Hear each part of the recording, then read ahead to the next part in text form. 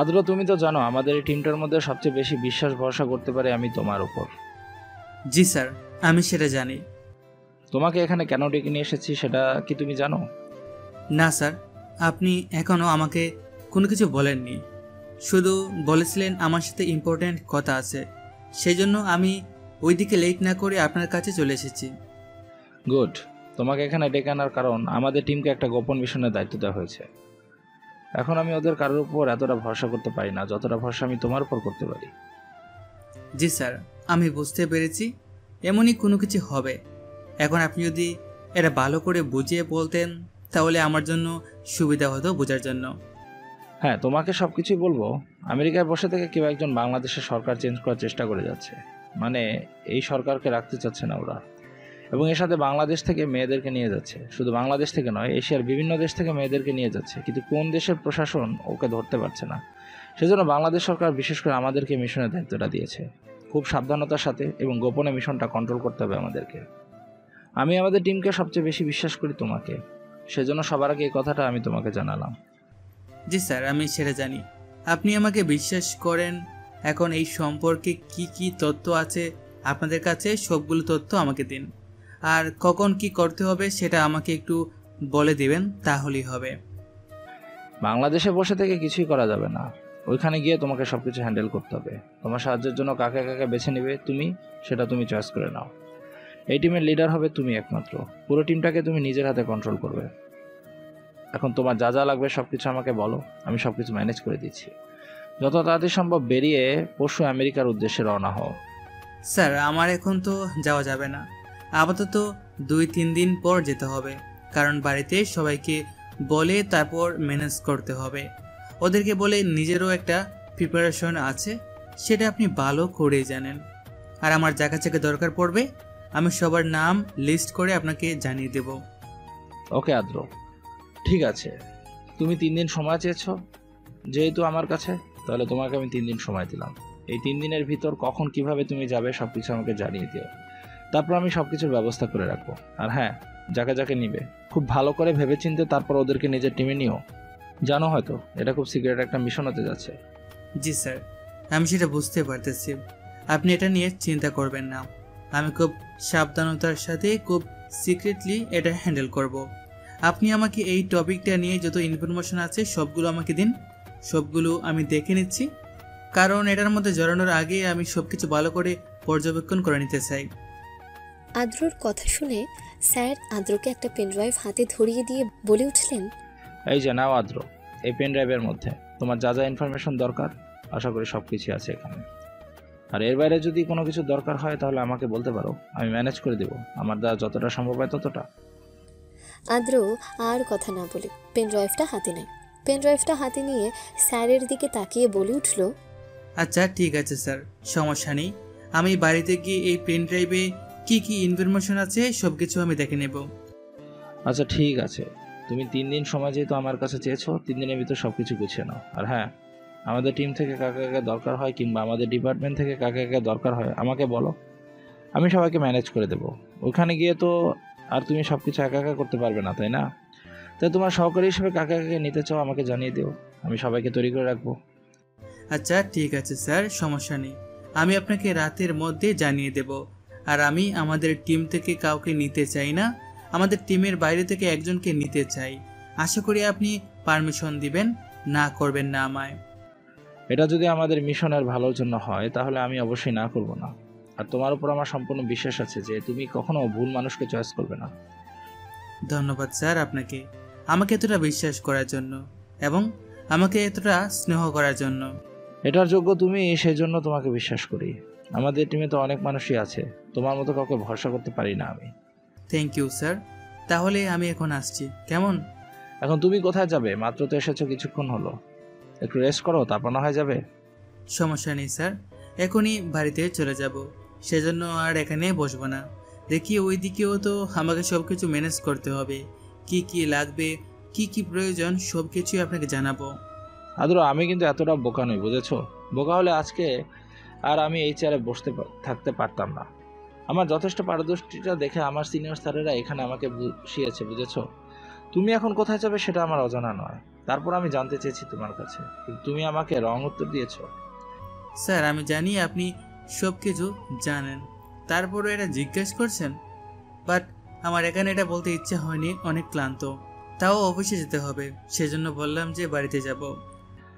আমি বুঝি না তোমার এত দরকার কি প্যারা নেওয়া। ওইদিকে তোমার বাবা চাচারা, ওনারা তো অফিস সামলাচ্ছে, তাই না? তাহলে তোমাকে অযথা অফিসে যেতে হয় কেন? আসলে স্যার ওনারা চেয়েছিলেন যে আমি অফিসে যাই, ওইখানে এই চাকরি না করি, কিন্তু আমি ওদের কথার বাইরে গিয়ে আমি এইখানে চাকরি করতেছি। এটা বাড়ি কেউই চায় না, প্রত্যেকে আমার বিরুদ্ধে, শুধু এই একটা কারণে, তাও আমি এই চাকরিটা ছাড়ছি না। কিন্তু কেন আদ্র? এই চাকরিটা পাওয়ার জন্য হাজার হাজার লাখ লাখ যুবকেরা বাংলাদেশে কত কষ্ট করে ট্রেনিং করতেছে, কত কষ্ট করতেছে। আর তুমি তো একজন মেজর, তারপর তোমার ফ্যামিলি থেকে চাকরিটা পছন্দ করে না কেন?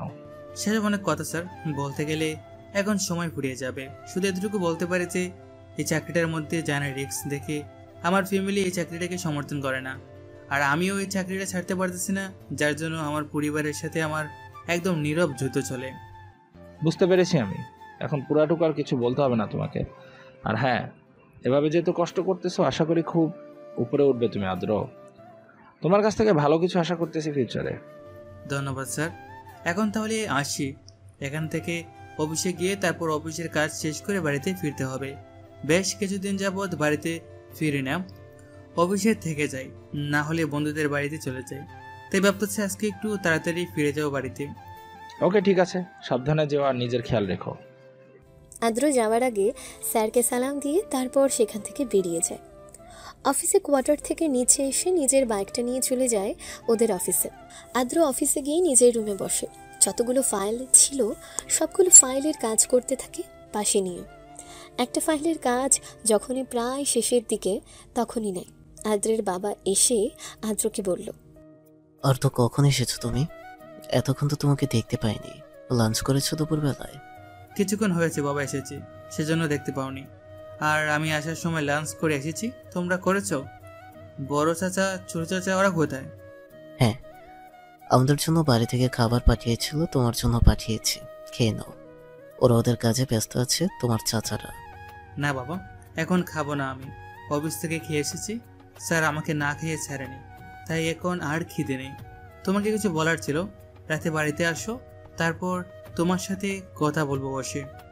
আচ্ছা ঠিক আছে, না হয় রাতে বলো, এখন তুমি চলে যাও বাড়িতে। কিন্তু বাবা এখানে তো অনেকগুলো ফাইল পেন্ডিং পড়ে আছে, এগুলো দেখে তারপর যাব। 9টা কি 10টা বেজে যাবে যেতে যেতে। আমরা আছি 3জন অফিসে। তুমি বাড়িতে যাওয়ার সময় শিশিরকে ওর কলেজ থেকে নিয়ে যেও বাসায়। আমরা আসার সময় শিশিরকে কলেজে নামিয়ে দিয়ে এসেছি। ড্রাইভার ছুটি নিয়ে বাড়িতে গিয়েছে, ওর বউ নাকি অসুস্থ। শিশির একা আসতে পারে না বাড়িতে, ও ভয় পায়। তুমি সরাসরি ওর ক্লাস থেকে ওকে গিয়ে নিয়ে আসবে, তারপর বাড়িতে চলে যেও দুজন। আর যে ফাইলগুলো বাকি আছে সেগুলো না হয় নিয়ে যাও, বাড়িতে সময় পেলে করে নিও। আচ্ছা ঠিক আছে, আমি না হয় ফাইলগুলো নিয়ে যাচ্ছি, বাড়িতে করে নেব রাতে বসে বসে। আর তোমাদের ফিরতে কি বেশি লেট হবে নাকি? না, আমাদের লেট হবে। তুমি যাও, আমরা আসতেছি কিছুক্ষণের মধ্যেই। আর হ্যাঁ, বাইককে তো সাবধানে চালিও, শিশির পেছনে বসে থাকবি কিন্তু, এটা মনে রেখে বাইক চালিও। আদ্র আর কোনো কিছু না বলে সে 4-5টা ফাইল ব্যাগের মধ্যে ভরে নিয়ে চলে যায়। কিছুক্ষণ বাইক চালিয়ে আসার পর শিশিরের কলেজের কাছে এসে দেখল কলেজ মাত্র ছুটি হয়েছে। তাই আদ্র আর বাইরে না দাঁড়িয়ে থেকে সোজা শিশিরের ক্লাসরুমের দিকে চলে যায়। ক্লাসরুমে গিয়ে দেখতে পায় শিশির একা বসে আছে। আদ্র আর কোনো কিছু না বলে শিশিরের ব্যাগটা নিজের হাতে নিয়ে শিশিরের হাত ধরে বলল, এখানে একা বসে আছিস কেন? সকালে বাইরে চলে যাচ্ছে বাড়িতে, তুই একা বসে আছিস? যদি ক্লাস তালা দিয়ে দিত বাইরে থেকে, তখন কি করতি? শিশির অনেকদিন পর আদ্রকে দেখে অনেকটা চমকায়, কারণ আদ্র এখন তেমন একটা বাড়িতে আসে না, আর আসলে অনেক রাতে আসে, আবার খুব সকালে চলে যায়। সেই জন্য শিশিরের সাথে এমন একটা দেখা হয় না। শিশিরকে এভাবে তাকিয়ে থাকতে থাকতে দেখে আদ্র আবারও বলল, শিশির, আমি তোকে কিছু জিজ্ঞেস করেছি। শিশিরের এবার ধ্যান ভাঙে আদ্রের কথায়। তারপর তাড়াতাড়ি করে আদ্রের দিকে তাকিয়ে বলে উঠল, কি কি কি বলেছেন? আমি বুঝতে পারিনি, একটু আবার দয়া করে বলুন। আসলে আমি বুঝতে পারিনি, আমার খেয়াল ছিল না। তোর খেয়াল কোথা থেকে শিশির? এখন কথা না বলে হাঁট, তোকে বাড়িতে নিয়ে যেতে হবে। বাবা পাঠিয়েছে আমাকে। শিশির হাঁটতে হাঁটতে আদ্রকে জিজ্ঞেস করলো, আপনি এতদিন কোথায় ছিলেন? বাড়িতে আসেননি কেন? কই, আমি তো বাড়িতে আসতাম, কিন্তু তোর সাথে দেখা হতো না। শুধুমাত্র অনেক রাতে বাড়িতে আসতাম এবং খুব সকালে চলে যেতাম। হ্যাঁ, এই কিছুদিন ধরে হয়তো বাড়িতে যাইনি, কিন্তু তুই যেটা নোটিস করিসনি। বাড়িতে বড় আম্মু বলা বলি করতেছিল, সেই জন্য বুঝতে পেরেছি। এই কয়েকদিন কোথায় ছিলেন? বাড়িতে আসেননি কেন? শ্বশুরবাড়ি ছিলাম, সেজন্য বাড়িতে আসেনি। শ্বশুরবাড়ি আপ্যায়ন নিচ্ছিলাম। এটা বলতে বলতে ওরা বাইকের কাছে চলে আসে। তারপর আদ্র বাইকে উঠে বসলো। শিশির মুখটা কেমন জানি করে নেয় আদ্রের কথায়। বাইকে ওঠ ফাস্ট, তাড়াতাড়ি ধরে বস, এখনই বের হব। শিশির আর কোনো কিছু না বলে সোজা বাইকে উঠে বসে। শিশির বসার পর আদ্র শিশিরকে বলে উঠল, আমাকে ধরে বসার কথা কি বারবার বলা লাগে, নাকি তুই আমার বাইকে উঠে সেটা বলে যাস? তুই কি চাস বলতো আমাকে সারা জীবনের জন্য জেলে পাঠাতে? তোর বরাব্বু যদি কখনো জানতে পারে আমার বাইক থেকে পড়ে পেদা পেয়েছিস, তাহলে তো কোনো কথা না বলে আমার নামে মামলা ঠুকে দেবে। আমাকে 14 শিকের ভাত খাইয়ে ছাড়বে, যে আমি কিনা মানুষকে 14 শিকের ভাত খাওয়াই। শিশির আর কোনো কিছু না বলে জড়িয়ে ধরলো, ভালো করে ধরে বসলো। এখন দূর থেকে একটা অচেনা মানুষ দেখলে নির্ঘাত ভাববে ওরা দুজন কাপল যাচ্ছে। মাঝ রাস্তায় এসে হঠাৎ আদ্র বাইক থামিয়ে বলল, শিশির, বাইক থেকে নামতো। শিশির কোনো কথা না বলে বাইক থেকে নেমে দাঁড়ায়। তখন আদ্র নিজেও বাইক থেকে নামে।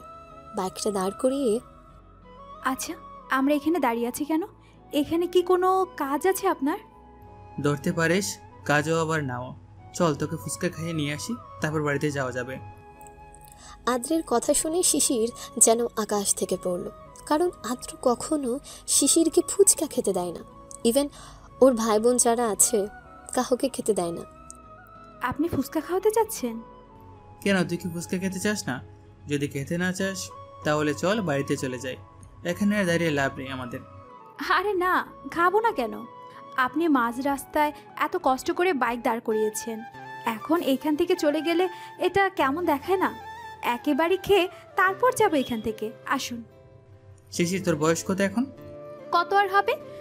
17+ মনে হয়। হঠাৎ করে বয়সের কথা জিজ্ঞাসা করলেন কেন? 18 বছর হতে আর কত মাস বাকি আছে তোর? 3 মাসের মতো হতো, তাই না? হ্যাঁ, এমনি।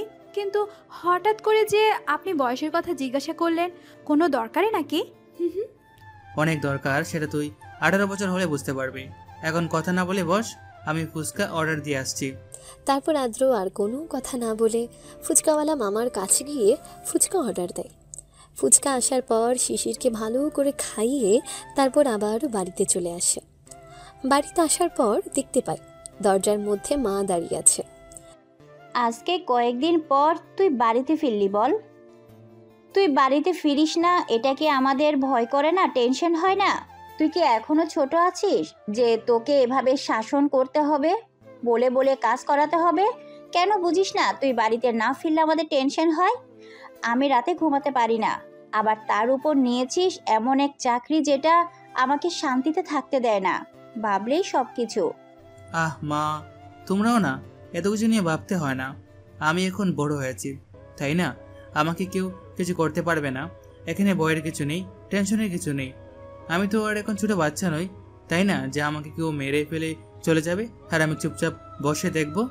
আদ্রের কথার পরিবর্তে আদ্রের মা কিছু বলতে যাবে, তখনই বাইরে চোখ যায় শিশিরের দিকে।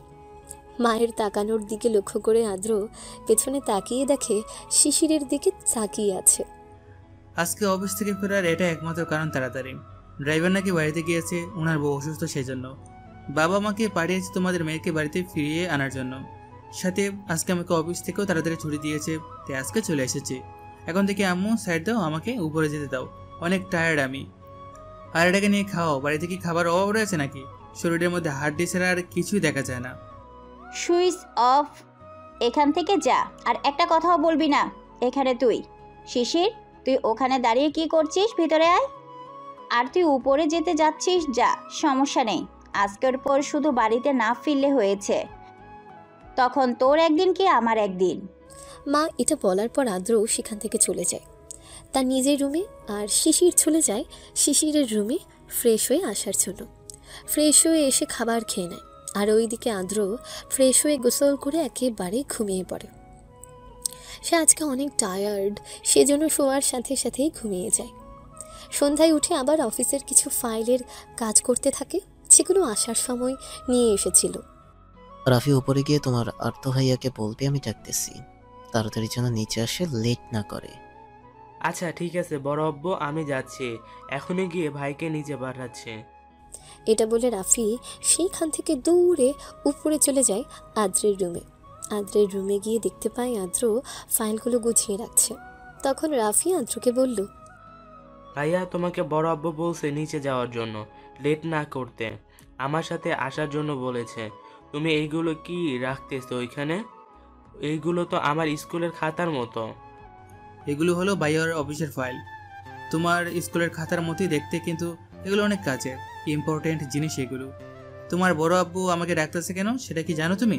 তোমাকে বলেছে কিছু ওনারা? না ভাই, আমাকে এইসব কিছু বলিনি, আমি শুধু বলেছি তোমাকে তাড়াতাড়ি নিচে যাওয়ার জন্য, বলতে লেট না করতে। আর আমার যতটুকু মনে হয় বড় আব্বুরা অফিসের ব্যাপারে নিয়ে কথা বলছে। ওইখানে আব্বু, বড় আব্বু, চাচা সকলেই উপস্থিত সেখানে। আচ্ছা ঠিক আছে, তুমি যাও, আমি আসতেছি। গিয়ে বলবে ভাইয়া এখনই আসতেছে, লেট করবে না। তুমি যাও, আমি আসতেছি এখনই। এটা বলে রাফি সেখান থেকে এক দৌড়ে আবার নিচে নেমে যায়। রাফি যাওয়ার কিছুক্ষণের মাথায় আদ্র নিজেও নিচে আসে। নিচে এসে ওর বাবাকে জিজ্ঞেস করলো, বাবা, তুমি নাকি আমাকে ডেকে পাঠিয়েছিলে? কোনো ইম্পর্টেন্ট বিষয় নাকি? 8:30 বাজতেছে, এখনো তুমি রুমে কি করতেছো? তুমি জানো না এই সময় আমাদের এইখানে বসে আড্ডা দেওয়া হয়, অফিসের সম্বন্ধে কথাবার্তা বলা হয়। অফিস থেকে যে ফাইলগুলো নিয়ে এসেছিলাম সেগুলো কাজ করে শেষ করে রাখলাম মাত্র। এখনই আমি নিচে আসতাম, কিন্তু তার আগে রাফি আমাকে গিয়ে ডাক দিয়েছে। আরে এগুলা কোনো ব্যাপার না, বসো এখানে, তেমন কোনো বিষয় না, এখানে সবাই মিলে আড্ডা দিচ্ছে এটা সেটা নিয়ে। আদ্র কোনো কিছু না বলে সে গিয়ে তার ছোট চাচার পাশে বসে পড়ে। আদ্র, সামনের মাসে একটা মিটিং রয়েছে আমাদের ফরেনার ক্লায়েন্টের সাথে। আমরা সবাই মিলে ঠিক করেছি সেই মিটিংয়ের প্রেজেন্টেশনটা তুমি নিচে বানিয়ে দিবে। আমাদের এই টিমের মধ্যে সবচেয়ে ভালো প্রেজেন্টেশনটা তুমি তৈরি করতে পারো, সেই জন্য সকলে মিলে ডিসাইড করলাম যে মিটিংয়ের প্রেজেন্টেশনটা তুমি নিচেই দেবে। শিশির এসেছিল নিচে পানি নেওয়ার জন্য। ওদের কথা শুনে রান্নাঘরের একপাশে দাঁড়ায়। আসলে বাবা সরি, আমি মিটিংয়ে থাকতে পারবো না, কারণ আমি 3 দিন পরে বাংলাদেশ থেকে বের হয়ে যাচ্ছি। কই, আমাকে তো আগে জানাওনি তুমি বাইরে যাচ্ছ। আর কোথায় যাচ্ছ আমাদেরকে না জানিয়ে? এখন যাওয়ার দরকার নেই, মিটিং শেষ হোক তারপর না হয় যেও। তোমাকে কত করে বলেছি। বাবা, আমি ঘুরতে যাচ্ছি না, আমার অফিসের কাজে যেতে হচ্ছে। কতদিন লাগে আমি জানি না, সেজন্য এখন আমি সময় বলতে পারছি না। যদি আমি সামনের মাসে মিটিংয়ের আগে আসতে পারি তাহলে প্রেজেন্টেশনটা আমি দিতে পারবো, আর যদি না আসতে পারি তাহলে তুমি অন্য কাউকে দিয়ে এটা করিয়ে নিও। এখন আমি শিওর দিতে পারি না আমি কি সামনের মাসের আগে আসতে পারবো কি না। মনে হয় না আসতে পারবো, কারণ এবারের মিশনটা আমার খুবই জরুরি এবং বড় একটা মিশন। তোমাকে কত করে বলেছি আমি, তোমার কান দিয়ে কি কথা যায় না? তোমাকে বারবার বলতেছি যে এই চাকরিটা ছেড়ে দিতে, এই চাকরিটা করবে না, তুমি তারপরও কি আমার কথা তোমার শুনতে ইচ্ছা হয় না? আদ্র কোনো কিছু না বলে তাই তার বাবা আরো বেশি রেগে যায়। আমি তোমার সাথে কথা বলতে চার তো, তুমি চুপ করে আছো কেন? তুমি জানো তোমার এই চাকরিটা নিয়ে বাড়ির কেউ পছন্দ করে না, তারপরে তুমি সবার মতের বাইরে কি এই চাকরিটা করতেছ। বাবা আমি সরি, এটা আমি ছাড়তে পারবো না, এটা আমার ইমোশন, আর এটাকে আমি ছাড়তে চাইও না। আমি সব কিছু সামলে নিচ্ছি, তোমাদের অফিসও আমাদের চাকরিটাও। আশা করি এরপর আর তোমাদের আমার উপর কোনো অভিযোগ থাকবে না। এবার আমি পারতেছি না, কারণ আমাকে 3 দিনের ভিতরে যে কোনো একদিন চলে যেতে হবে। আদ্র, চাকরিটা কি ছেড়ে দিলে হয় না? তুই তো জানিস এই চাকরিটার নাম নিলে জীবন মরণের প্রশ্ন ওঠে, সেই জন্য আমাদের ফ্যামিলির কেউ তোর এই চাকরিটা সমর্থন করে না। আদ্র, এই ফ্যামিলির সকলের কথার বাইরে গিয়ে আমি তোকে বলেছিলাম তুই এই চাকরিটা করবি এবং আমি তোর পাশে ছিলাম। এখন পর্যন্ত আমি তোর পাশে আছি, তোর এবং ভবিষ্যতেও থাকবো। কিন্তু বাবা, এই চাকরিটা এত ভয়ানক হবে আমি সেটা আগে কল্পনা করিনি। যদি আমি এই চাকরিটা সম্বন্ধে একটু কল্পনা করতে পারতাম তাহলে মনে কর কখনো আমি তোকে এই চাকরিতে যাওয়ার জন্য সাপোর্ট করতাম না।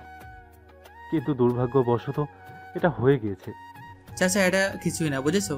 আমার চেয়ে আরো অনেকে জীবনের রিস্ক নিয়ে সেনারা বর্ডারের কাছে পাহারা দিচ্ছে, শুধুমাত্র তোমরা যেন সেফ দেখো, দেশের ভিতরে স্বাধীনভাবে চলতে পারো সেই জন্য।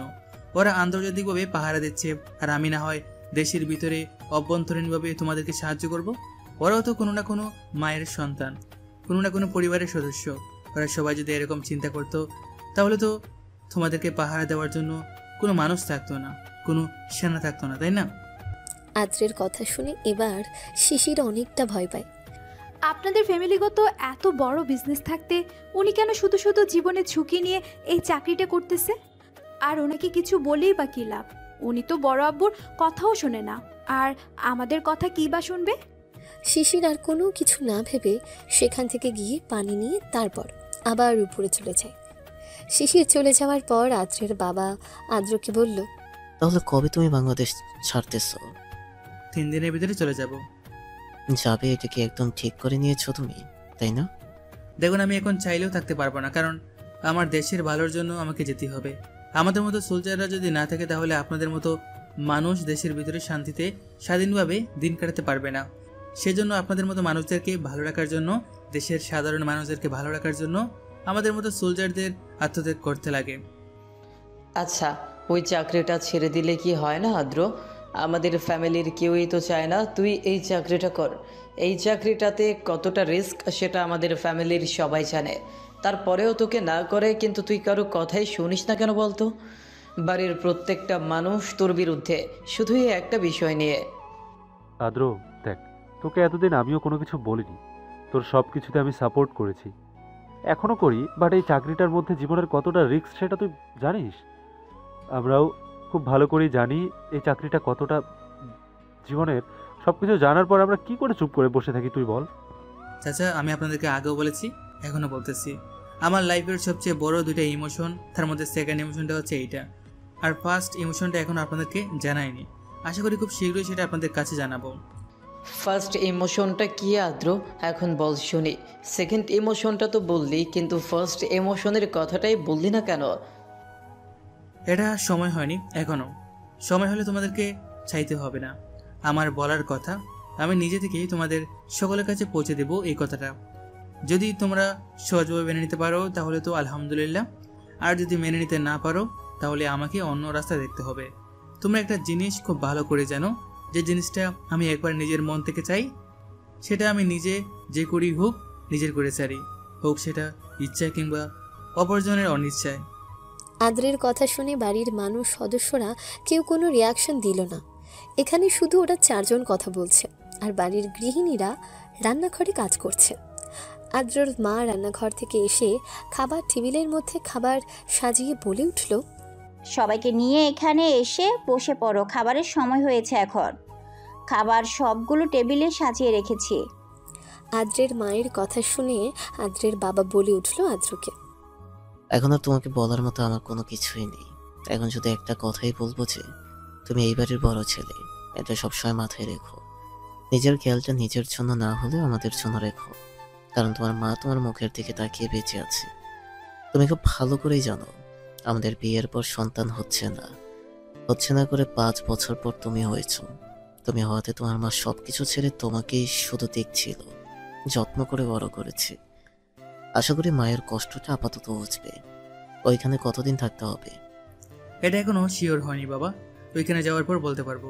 কাজ কতটুকু হয়েছে তারপর বলা যাবে, এখন এটা বলা অসম্ভব প্রায়। তা কোন দেশে যাচ্ছ এইবার? মিশন কোথায় পড়েছে? কোন দেশে? এশিয়ার ভেতরে নাকি এশিয়ার বাহিরে? বাবা, এশিয়ার বাইরে। এতটুকু শুধু আপনাদেরকে জানাতে পারবো, এর বেশি জানানো সম্ভব না, কারণ এটাও আমাদের একটা সিক্রেট মিশনের, কাউকে বলা সম্ভব না, হোক সে যদি আপন। আমি যতটুকুই বলবো, ফ্যামিলিকে ছেড়ে যতদিনই বাইরে থাকো ততদিন নিজের খেয়াল রেখো, সাবধানে চলাফেরা করো। দেশ ছেড়ে বিদেশ যাচ্ছ, ওইখানে দেশের মতো যেভাবে চলো ওইখানে কি ওইভাবে চলতে পারবে না। আমার আর কিছু বলার নেই। তোমার মা খাবার দিয়েছে, আসো টেবিলে। তারপর তারা 4 জন আর কোনো কিছু না বলে সকলে মিলে চলে যায় টেবিলে খাবার খাওয়ার জন্য। ছোট চাচি উপর থেকে সবাইকে ডেকে নিয়ে আসে। সব বাচ্চারা যখন এসে টেবিলের মধ্যে বসে তখন বাবা রিহানা আর আদ্রিকে জিজ্ঞেস করলো, কি মামুনি, তোমাদের পড়াশোনা কেমন চলতেছে? ভালো করে পড়াশোনা করতেছো তো নাকি? ওরা দুজনে জি একসাথে বড় বলে আপু, উঠল, ভালো করে পড়াশোনা করতেছি, আমাদের কোনো সমস্যা হচ্ছে না। গুড। ভালো রেজাল্ট করতে হবে কিন্তু, সামনে ফাইনাল এক্সাম। আর শিশির মামুনি, তোমার কলেজ কেমন কাটতেছে? পড়াশোনা ঠিক মতো হচ্ছে তো নাকি? হ্যাঁ বরাবু, আমার পড়াশোনা ঠিকমতো হচ্ছে, এটা নিয়ে আপনার চিন্তা করতে হবে না। আমি পড়াশোনা নিয়ে চুরি করি না, আমাদের আপনারা বাড়ির জানেন। বড় মেয়ে হচ্ছে শিশির, কিন্তু সবচেয়ে ভীতু মেয়েটা হচ্ছে গিয়ে শিশির। এটা বললে ছোট চাচা হাসতে থাকে। ছোট চাচা কথার পরিবর্তে আদ্র বলে উঠল, সো হোয়াট চাচা, এতে কি আসে যায়? ওর মতো থাকতে ভালোবাসে, এটা তুমি বলতে চাও না কেন? আদ্রের কথায় আদ্রের বাবা আদ্রের দিকে তাকায়। তারপর আদ্রের ছোট চাচা বলে উঠল, তুইও না আদ্র সবসময় সিরিয়াসভাবে থাকিস, মাঝে মধ্যে একটু দুষ্টুমি করতে হয়, বুঝেছিস? এটা স্বাস্থ্যের জন্য ভালো। এরকম সবসময় যদি সিরিয়াস টাইমে থাকিস তাহলে হার্টের ক্ষতি হয়, বুঝেছিস? তুই তো বুঝবি না, তুই তো হার্টলেস। আদ্র কিছু বলতে যাবে, তার আগে আবার আদ্রকে থামিয়ে দিয়ে ছোট চাচা বলে উঠল, আচ্ছা ভাবি, তুমি কি ওর জন্য বউ দেখতে পারো না? এত বড় হয়েছে, প্রায় 26-এ পা দিবে দিবে, এখনও ওকে বিয়ে করাচ্ছ না। আর আমি তো 24 বছর বয়স থাকতে বিয়ে করেছি। আদ্রের মা কিছু বলতে যাবে, তার আগে আদ্র বলে উঠল, আমাকে নিয়ে তোমার চিন্তা করতে হবে না চাচা। আমার সময় হলে আমার বউ ঠিক খুঁজে বের করে নিব, তখন শুধু তোমরা দেখবে। আমার বউকে দেখে তোমরা চমকে উঠে যাবে, আমার বউকে দেখে তোমরা চমকে উঠবে, বুঝেছ? আর হ্যাঁ, আরেকটা কথা, তুমি 24 বছর বয়সে বিয়ে করেছিলে, কারণ তোমার ওই সময় কোনো বাধা ছিল না। কিন্তু আমার কাছে আমার বউয়ের এখনও বয়স হয়নি, বুঝেছ? আর কয়েকটা দিন যাক, তারপর না হয় বাড়িতে আনা যাবে। আদ্রের কথা শুনে ওখানে টেবিলে বসে উপস্থিত সকলেই চমকে ওঠে বেশ, বিশেষ করে শিশির বেশি। শিশিরের কথাটা শুনে বুকের কোথাও চিনচিনে ব্যথা করে, কিন্তু কেন করছে সে বুঝতে পারছে না। তারপর একে একে সকলেই উঠে যখন খাবার খেয়ে যার যার রুমে চলে যায়, আদ্র যখন তার রুমে যেতে নেয়, তখনই আদ্রের বাবা আদ্রকে ডেকে বলে উঠল, আর তো এইদিকে এসো, তোমার সাথে আমার পার্সোনাল কথা আছে। আদ্র কিছু বলতে যাবে, তার আগেই তার বাবা আদ্রকে থামিয়ে দিয়ে আবার বলে উঠল, রুমে পরে যাবে, আমি এখন আর কোনো কথা শুনতে চাই না, আমার পিছু পিছু আসো। আদ্র আর কোনো কিছু না বলে তার বাবার পিছু পিছু যেতে নেয়। এই বাড়িতে একটা লাইব্রেরি রয়েছে যেটা আদ্রের বাবার, সেখানে অবশ্য যারা যারা বই পড়তে ভালোবাসে শুধু তারা যেতে পারে। আদ্রের বাবা অফিস শেষে ওনার যে অবসর টাইমটা সেটা উনি এখানে বসে কাটান। ওখানে আসার পর উনি একটা চেয়ারে বসে তারপর আদ্রকে বসতে বলল, এই চেয়ারটা এখানে নিয়ে এসো, আমার সামনে বসো। হ্যাঁ বলো এবার, কি বলতে তুমি এখানে ডেকে নিয়ে এসেছো আমাকে, যেটা ওইদিকে বলা যেত না? আর তো তুমি তো জানো, তুমি আমাদের একমাত্র সন্তান, আর এই ফ্যামিলির সবচেয়ে বড় ছেলে তুমি, ভাই বোনদের মধ্যে সবচেয়ে বড় তুমি, এবং ছেলেদের মধ্যেও। হ্যাঁ বাবা, আপনি ঠিক বলেছেন, কিন্তু হঠাৎ এইসব কথা আসতেছে কেন? আমি জানি আমার এই কথাগুলো এখন কাজে আসবে না, কিন্তু এই কথাগুলো আমি বলতেছি, এই কথাগুলো আমি আগেও বলেছি, কিন্তু কোনো কাজে আসেনি। তারপর আবার বলতেছি, তুমি যে কাজটা করো সেই কাজটা কিন্তু আমাদের ফ্যামিলির কেউই চায় না। তুমি সেই কাজটা করো, কিন্তু তুমি সব ফ্যামিলির সবার মতামতের বিরুদ্ধে গিয়ে কাজটা করতেছো। আর তো আমি জানি তোমাকে এখন আমি শাসন করলে তুমি সব শাসন শোনো, কিন্তু এই বিষয়টাতে শোনো না। কিন্তু কেন? আর তো আমরা তো তোমার খারাপের জন্য বলি না, তাই না? আমরা সব সময় তোমার ভালো চাই, সেই জন্যই বলি। বাবা, তোমাকে আমি আগে বলেছি, এখনো বলতেছি, এই চাকরিটা আমার মিশন। বাকিটুকু পরেরটুকু আর না বলে আদ্র কিছুক্ষণ ভেবে চিনতে তারপর আদ্রের বাবাকে বলল, আচ্ছা, এখন তুমি কি চাচ্ছ, আমি এই চাকরিটা ছেড়ে দিই, তাই না? এটা শুধু এখন থেকে না, তুই চাকরিটা নেওয়ার পর থেকে আমরা সকলেই চাই তুই এই চাকরিটা ছেড়ে দে। কিন্তু তুই তো কারো কথা শোনার পাত্র না, তাই না? তোর বড় চাচা তাকে একটু সাহায্য করেছিল এই চাকরিতে প্রথমে কন্টিনিউ করার জন্য, আর এখন তুই নিজের কথা ছাড়াই কারোর কথাই শুনিস না। আচ্ছা ঠিক আছে, তাহলে আমি তোমাদের কথা শুনবো, এই চাকরিটা আমি ছেড়ে দিতে প্রস্তুত আছি, কিন্তু আমার একটা শর্ত আছে। যদি তোমরা সকলে আমার যে সেই শর্তটা মানতে পারে তাহলে আমি এই চাকরিটা ছেড়ে দেব, আর কখনো এদিকে মুখ ফিরেও দেখবো না। আর যদি তোমরা আমার শর্তটা না মানো তাহলে মনে করো আমি জোর করে হলো আমার সেই শর্তটা পূরণ করব। এখন তোমরা কি করবে সেটা তোমাদের ইচ্ছা। আদ্রের কথা শুনে আদ্রের বাবা বলে উঠলেন, আর তো তোমার এমন কি শর্ত সেটা আমরা মানতে পারবো না, এবং তুমি সেটা জোর করে পূরণ করবে। এই পর্যন্ত তো আমরা কখনোই তোমার কোনো আবদারের জিনিস তোমার কাছ থেকে দূরে রাখিনি। তুমি আমাদের কাছে যখন যেটা চেয়েছো তখনই সেটা এনে দিয়েছি। তোমার সামনে শুধু তুমি মুখ ফুটে বলতে দেরি হয়েছে, কিন্তু কখনো তোমার সামনে আসতে দেরি হয়নি। হে বাবা, আমি জানি সেটা, কিন্তু ওই জিনিসটার মধ্যে আর ওই জিনিসটার মধ্যে অনেক পার্থক্য রয়েছে। আমি 100%-এর মধ্যে 40% শিওর যে তোমরা মানবে, আর 60% শিওর মানবে না। তুমি শুধু একবার শর্ত বলে দেখো, তারপর তুমি দেখো আমরা তোমার কি শর্তটা মেনে নেই নাকি পূরণ করি না, কোনটা। যদি পূরণ না করি তাহলে তুমি যা বলবে তাই হবে। এখন বলো দেখি, তুমি কোন শর্তটা দিতে চাচ্ছ আমাদেরকে? আদ্রের বাবার কথার পরিবর্তে আদ্র বলে উঠল, বাবা, সেই শর্তটা তোমাদেরকে এখন দেওয়ার সময় হয়নি, বুঝেছো? আমাকে মিশনটা শেষ করে আসতে দাও, তারপরে আমি এসে সবাইকে সবটা বুঝিয়ে বলবো। তখন আর কারো কোনো কিছু নালিশ থাকবে না আমার উপরে। তার মানে তাহলে তুমি কি এখন এই মিশনটাতে যাবে, তাই না? বাবা, এই মিশনটা অলরেডি আমার উপর সাবমিট করে দিয়েছে স্যার। প্লেনের টিকিট, ভিসা সব কিছু এভরিথিং স্যার ঠিক করে রেখেছে, আর টিমের হেড আমাকে বানিয়ে দিয়েছে। এখন এই সময় তো আমি ওদেরকে একা ছেড়ে আসতে পারবো না, তাই না? মিশনটা শেষ করে আসি, তারপরে একেবারে তোমরা আমার শর্তটা মানলে আমি রিজাইন দিয়ে চলে আসবো। ওকে, তোমার কথা মতোই গেলাম। আর ওইখানে খুব সাবধানে মিশনটা কমপ্লিট করে খুব তাড়াতাড়ি বাড়ি ফিরে আসবে। আমি তোমার সেই শর্তটা কি সেইটার অপেক্ষায় রইলাম। আচ্ছা ঠিক আছে, আমি আমার সেই মতো এখানে মিশনটা কমপ্লিট করব। আর এই শর্ত নিয়ে এত বেশি চিন্তা করার কোনো কিছুই নেই, বুঝেছো? এটা শুধু নর্মালি একটা বিষয়, তোমরা মেনে নিলে নর্মাল, হ্যাঁ মেনে না নিলে এটাকে কি করে গরম করতে হয় সেটা আমার খুব ভালো করে জানা আছে। এটা বলার পর বাবা বলে উঠল, তোমাকে এত কিছু ভাবতে হবে না। তুমি তোমার কাজে মনোযোগ দিয়ে এখন ওইটা শেষ করে আসো। তারপরে এইদিকে যা কিছু আছে সব কিছু আমি নিজের মতো করে হ্যান্ডেল করে নেব। এটা নিয়ে তোমার ভাবতে হবে না। এখন তাহলে তোমার কথা শেষ হলে এখান থেকে যেতে পারো রুমে। তুমি তো ঘুমোতে যাচ্ছিলে, এখন যাও। আচ্ছা ঠিক আছে, আপনি যেভাবে বলবেন সেভাবেই চলবো, সমস্যা নেই। আচ্ছা ঠিক আছে, তাহলে আমি রুমে যাচ্ছি, গিয়ে ঘুমিয়ে পড়ি। আপনিও বেশি লেট করবেন না, আপনার তো হার্টের প্রবলেম, বেশিক্ষণ সজাগ থাকবেন না, তাহলে কিন্তু এই সমস্যাটা আরও বেড়ে যাবে। এটা বলে আদ্র সেখানে আর দাঁড়ায় না, সোজা উপরে এসে তার রুমে চলে যায়। রুমে আসার পর স্যার যে পেনড্রাইভ দিয়েছিল সেটা ল্যাপটপের মধ্যে লাগিয়ে সব ইনফরমেশন কালেক্ট করে একটু একটু করে চেক করে দেখতে থাকে। আর ওইদিকে শিশিরের ঘরে শিশির একটা পড়া বুঝতে না পেরে বইটা নিয়ে সোজা আদ্রের ঘরের সামনে আসে। শিশির এসে দরজার মধ্যে টোকা দেওয়ার পর আদ্র বিছানা থেকে উঠে গিয়ে দরজা খুলে দেয়। বাইরে শিশিরকে দাঁড়িয়ে থাকতে দেখে আদ্র দরজা থেকে সরে দাঁড়িয়ে বলল, তুমি হঠাৎ এখানে সব কিছু ঠিক আছে তো? হ্যাঁ, সব কিছু ঠিক আছে। আমি একটা পড়া বুঝতেছি না, সেই জন্য এসেছি আপনার কাছে। আপনার কি একটু সময় হবে আমাকে পড়াটা বুঝিয়ে দেওয়ার? এখানে দাঁড়িয়ে থাকলে তো তোর পড়া বুঝতে পারবি না, তাই না? এখন এখানে দাঁড়িয়ে না থেকে আমার সাথে আসবে ভিতরে। এটা বলার পর আদ্রের পেছন পেছন শিশির আদ্রের বিছানার মধ্যে গিয়ে বসে। আদ্র গিয়ে তার ল্যাপটপটা অফ করে তারপর আবার শিশিরের সামনে এসে বসে জিজ্ঞেস করলো, হ্যাঁ, এখন দেখা তোর কোন কোন জায়গায় সমস্যা হচ্ছে, আমি সলভ করে দিই যদি আমার দ্বারা সম্ভব হয়। ক্লাসে যখন স্যারেরা পড়ায়, ম্যাডামটা পড়ায়, তখন মন কোথায় দেখে? হ্যাঁ, ক্লাসে মনোযোগ দিয়ে ক্লাস করলে তাহলে কি আর এটা বাহিরে বোঝা লাগে? ওই সাবজেক্টের উপর নতুন স্যার এসেছে আমাদের কলেজে, সেই জন্য ওই স্যারের কোনো কিছুই আমি বুঝতে পারি না ভালো করে।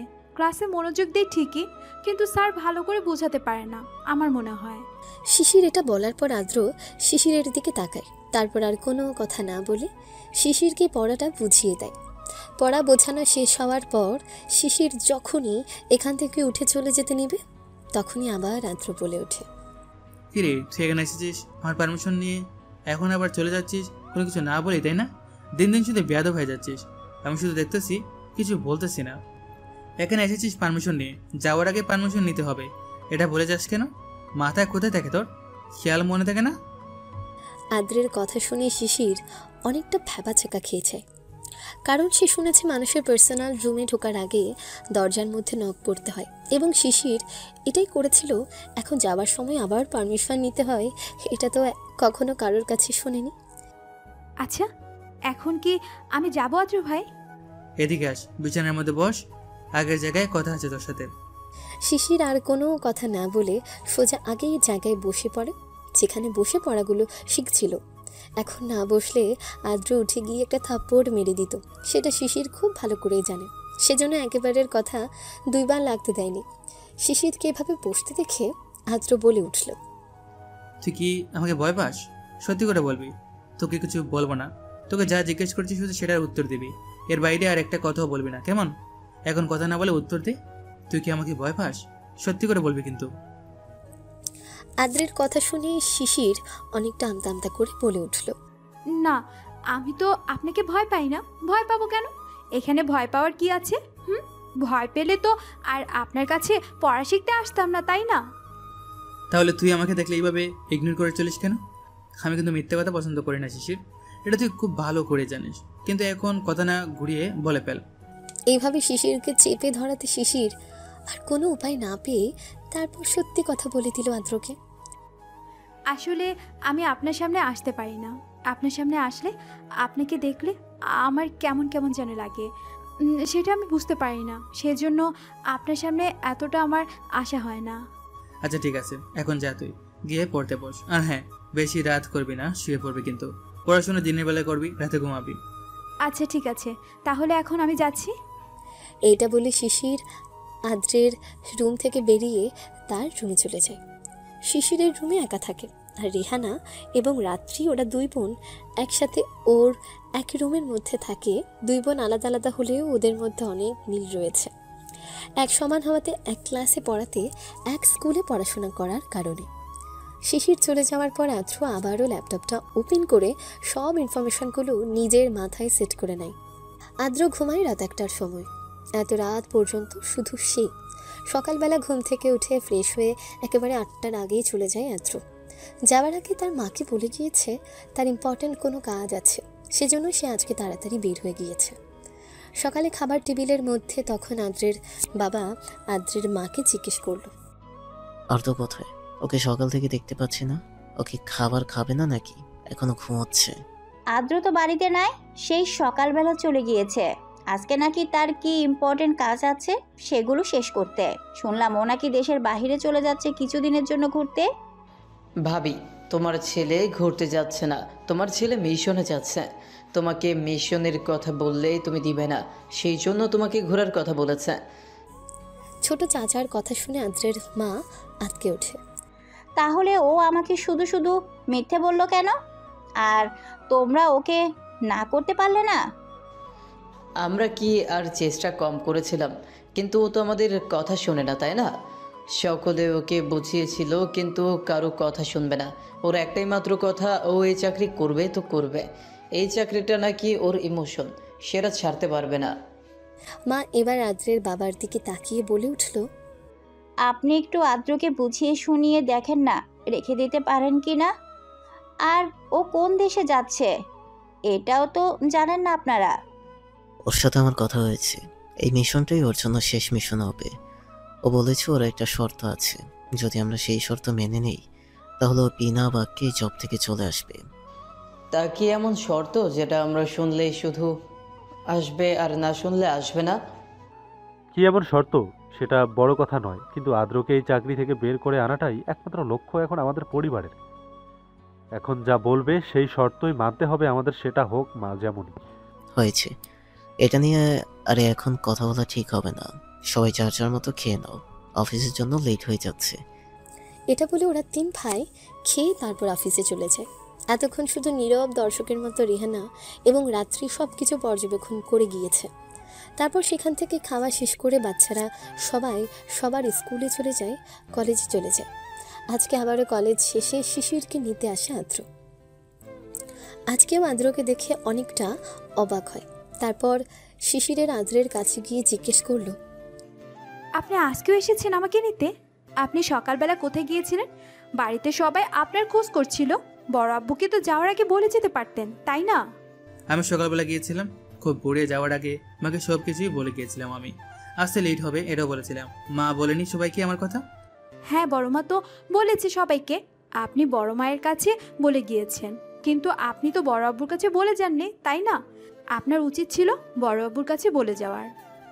শেষে চল আজকে কোথাও থেকে ঘুরে আসি। কোথায় যাবি বল, আজকে তুই যেখানে বলবি আমি সেখানে নিয়ে যাব। আদ্রের কথা শুনে শিশির মনে মনে ভেবে উঠল। কি ব্যাপার, উনি এত ভালো মানুষ হয়ে গেলেন কিভাবে? আগে তো কখনো ঘুরতে যাওয়ার কথাই বলতো না, এমনকি আমি বললেও না করে দিত। কিন্তু আজকে 2 দিন ধরে কি হচ্ছে আমার সাথে এসো? উনি নিজে আসছে আমাকে কলেজ থেকে পিক করে নিয়ে যেতে, আবার বলতেছে আজকে এসে কোথাও ঘুরতে নিয়ে যাবে। যেখানে বলি সেখানে। ওনাকে আবার ভূতে টুতে ধরলো না তো? শিশিরকে চুপ থাকতে দেখে আদ্র আবারও বলে উঠল শিশিরকে। কি কোথাও যাবি নাকি ঘোরার জন্য? কোথায় যাব আপনি বলুন, কোথায় নিয়ে যাবেন ঘুরতে? আগে তো কখনো আমাকে ঘুরতেই নিয়ে যেতেন না, আমাদের ফ্যামিলির ভাই বোনদের কাউকেই ঘুরতে নিয়ে যেতেন না। কত করে বলতাম আপনাকে, কিন্তু তবুও নিতেন না।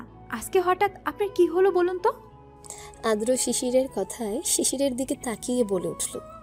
আমার আবার কি হবে? আমি তোকে জিজ্ঞেস করছি তুই কি ঘুরতে যাবি আমার সাথে নাকি যাবি না।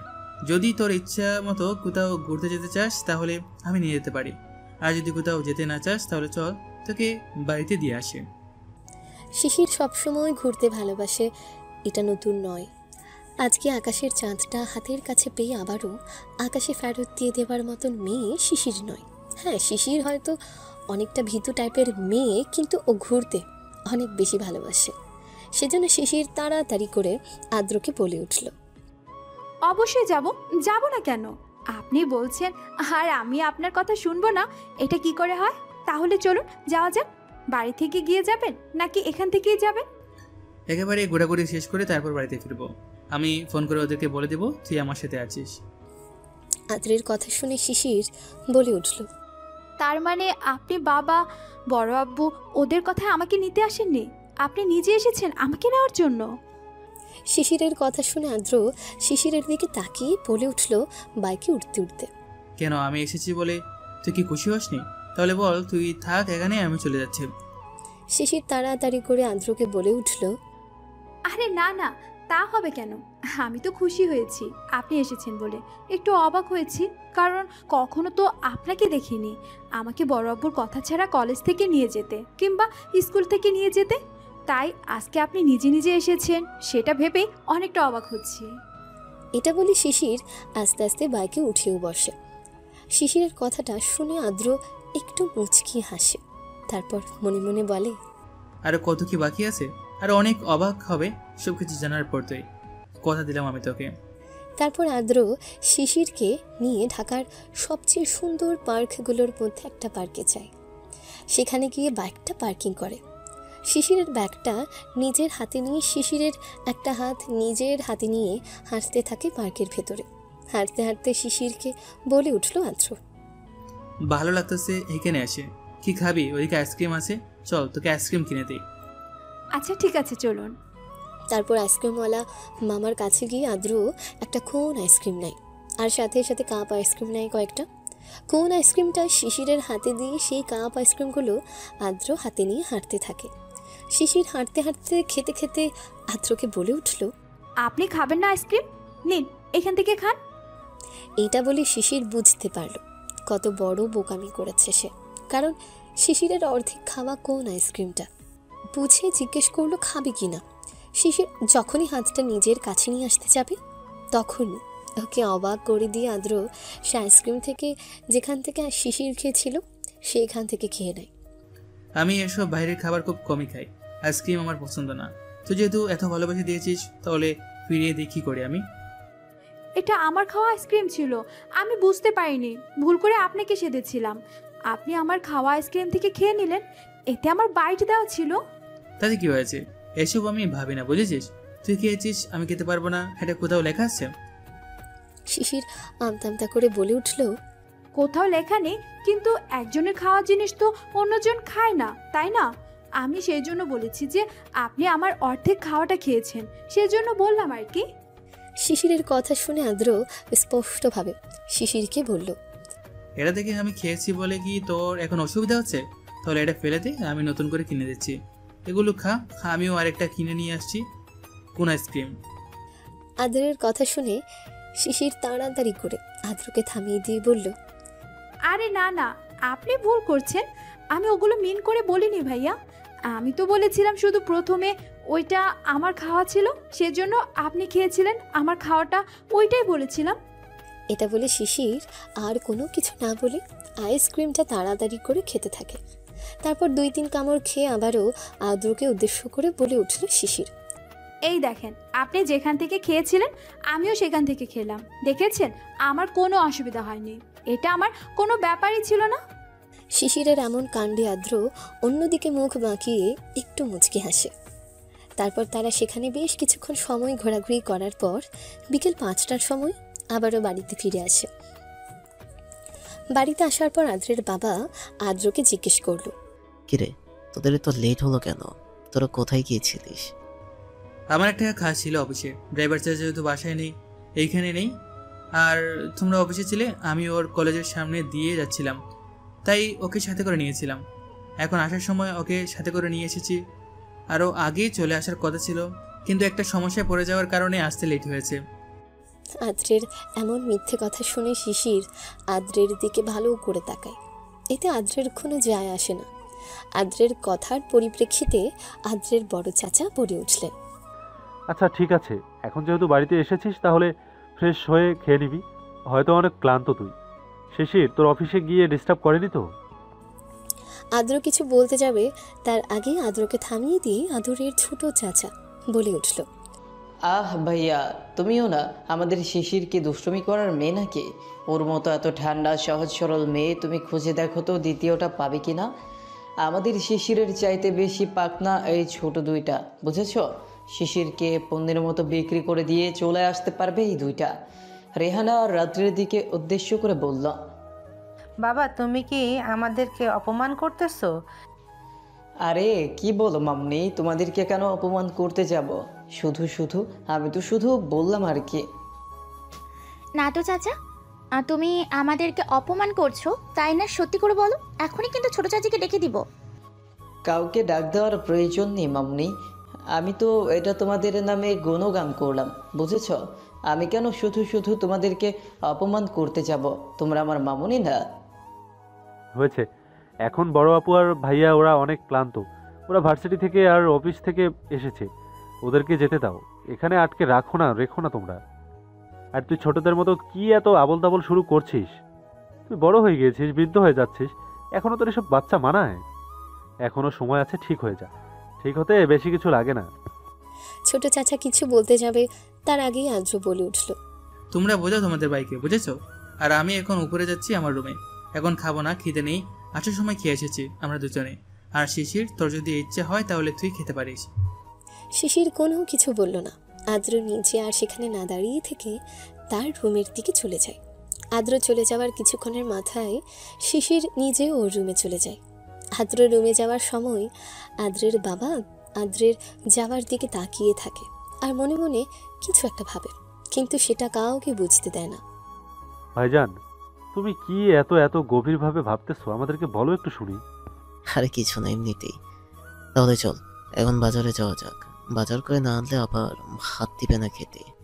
বাইরে আমাদের যতই মান সম্মান থাকুক না কেন, বাড়িতে আমাদের কোনো মান সম্মান নেই, বুঝেছিস? বড় চাচা কিছু বলতে যাবে তার আগেই ছোট চাচা বড় চাচাকে থামিয়ে দিয়ে বলল, এটা একদম ঠিক বলেছো ভাইজান, আমাকে 2 পয়সার দাম দেয় না ঘরের ভেতর, আমাকে মানুষ বলে মনে করে না। কি একটা মহা ঝামেলার মধ্যে পড়েছি, কিছু বললেও মুখ ফুলিয়ে বসে থাকে, কথা বলে না, সেই জন্য কিছু বলতেও পারে না। ছোট ভাইয়ের কথা শুনে ওরা দুই ভাই এবার শব্দ করে হেসে ওঠে। বড় দুই ভাই কিভাবে হাসতে দেখে ছোট চাচা ভাবাচাকা খেয়ে যায়। তারপর ওদেরকে উদ্দেশ্য করে বলল, তোমরা এইভাবে হাসতেছো কেন? আমার দুঃখে তোমাদের কষ্ট হচ্ছে না, তোমাদের খুশি হচ্ছে তাই না? আর তোমাদেরকে কি বলি, তোমরা তো নিজের এমন সময় পার করে গিয়েছো, এখনও পার করতেছ। ভুলে যেও না, আমি সেই ছোটবেলা থেকেই দেখে আসতেছি বড় ভাইকে কি করে ভাবির কাছে কিলগোতা খেয়েছে, বকা খেয়েছে, এখনও তো খায়। তুই কিন্তু বেশি কথা বলিস, তোকে কিন্তু আমি এখন ঝাঁটাপেটা করব। তুই যাবি বাজারে নাকি? রাতে তোর খাবার বন্ধ করে দিলাম, যা, এবার কি করে খাস সেটাও আমি দেখব। আমার স্বামীকে আমি মেরেছি, তোর বউ তোকে মারবে, কোনো কথা বলতে পারবি না। এই বাড়িতে থাকতে হলে বউয়ের মার খেয়ে থাকতে হবে। তোমরা সবাই শুধু আমার সাথে এমন করো কেন? আমি এটা বুঝি না। আমার সাথে কি তোমাদের পূর্ব কোনো শত্রুতা ছিল? ভাবি, তুমি আগে আমার পক্ষে ছিলে, এখন তুমিও আমার বিরুদ্ধে চলে গিয়েছ। তুমি যদি অন্তত আমার পক্ষে থাকতে, তাহলে আমি ওইদিকে পটিয়ে নিতাম তোমার বুদ্ধিতে। তোকে কোনো বুদ্ধি দেওয়া যাবে না। আমার লাস্ট কথা, এই বাড়িতে তুই থাকলে বউয়ের হাতে মার খাবি, এটা স্বাভাবিক। বকাও খাবি, স্বাভাবিক। আর কোনো কথা না বলে তাড়াতাড়ি যা, ছেলেটা কালকে চলে যাবে বাড়ি থেকে। হ্যাঁ ভাবি, যাচ্ছি, এখনই যাচ্ছি, ওটাকে নিয়ে যাচ্ছি। তুই এত কথা বলিস কি করে আমি বুঝি না। তুই সন্তানের বাবা হয়েছিস, তারপর তোর মুখে কোনো লাগাম নেই। বড়াব্বু, আমিও তোমাদের সাথে বাজারে যেতে চাই, আমাকেও নিয়ে যাও। না বাবা, বাজারে অনেক ভিড় মানুষের, তুমি সেখানে যেতে পারবে না।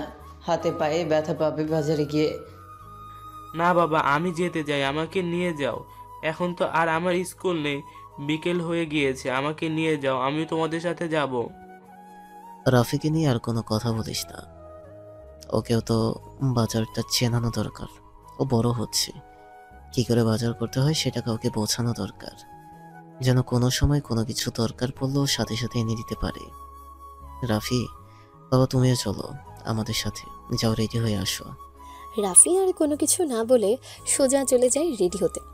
রেডি হয়ে এসে ওদের সাথে চলে যায় বাজারে। সন্ধ্যা 7টায় ওরা সকলে মিলে বাজার করে নিয়ে আসে, 4 চাচা ভাতিজা মিলে। সব বাজার এনে দেওয়ার পর বাড়ির গৃহিণীরা সব কিছু রান্না বসিয়ে দেয়। রাত 9:30 সকলকে খাবার খাওয়ার জন্য ডেকে আনা হয়। আর তো কালকে চলে যাচ্ছ নাকি? কালকে যাওয়ার কথা ছিল, কিন্তু কালকের পরের দিন টিকিট কেটেছে, সেজন্য কালকের দিন থেকে পরের দিন যেতে হবে। তার মানে তুই আমাদের সাথে আরো একটা দিন থাকতে পারবি, তাই না? হ্যাঁ এমনই। এই কথাটা আদ্র শিশিরের দিকে তাকিয়ে বলল। শিশির নিজেও আদ্রের দিকে তাকিয়ে ছিল। তারপর ওদের দুজনের একসাথে চোখে চোখ পড়ে, সাথে সাথে শিশির চোখ নামিয়ে নেয়। এভাবে রাতের খাবার খেয়ে সকলে যার যার রুমে গিয়ে ঘুমিয়ে পড়ে। সকলে ঘুমিয়ে যায়, কিন্তু শিশিরের চোখে কোনো ঘুম নেই। কেন ঘুম নেই সেটা অজানা। চোখ বন্ধ করলে শুধু আদ্রের সাথে কাটানো স্মৃতি মনে পড়ে। আদ্র চলে যাবে ওদের থেকে অনেকটা দূরে, এটা ভাবতে কেন জানি ওর কষ্ট হয়, খুব বেশি কষ্ট হয়। শিশির আর বসে থাকতে না পেরে সে চলে যায় আদ্রের রুমে। সে চলে তো আসে আদ্রের রুমে, কিন্তু ঢুকতে ভয় পায়। তখনই আদ্র রুমের বাইরে থেকে বলে উঠল, শিশির তুই এত রাতে এখানে কি করতেছিস? ঘুমাস না কেন? শিশির হঠাৎ পেছন থেকে শব্দ আসাতে ভয় পেয়ে যায়। তারপর পিছনে ফিরে আদ্রকে দেখে, একটু স্বস্তির নিঃশ্বাস নেয়। ঘুম আসছিল না, সেজন্য আপনার কাছে এসেছিলাম, আপনার সাথে গল্প করার জন্য, কিছু কথা বলার জন্য।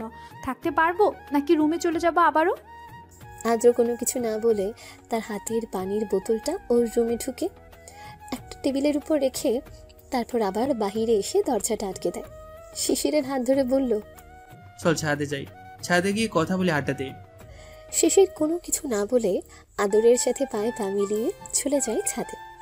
এত রাত হয়েছে, আজ এখনো ঘুমাসনি কেন? বাড়ির প্রত্যেকটি মানুষ হয়তো ঘুমিয়ে গিয়েছে।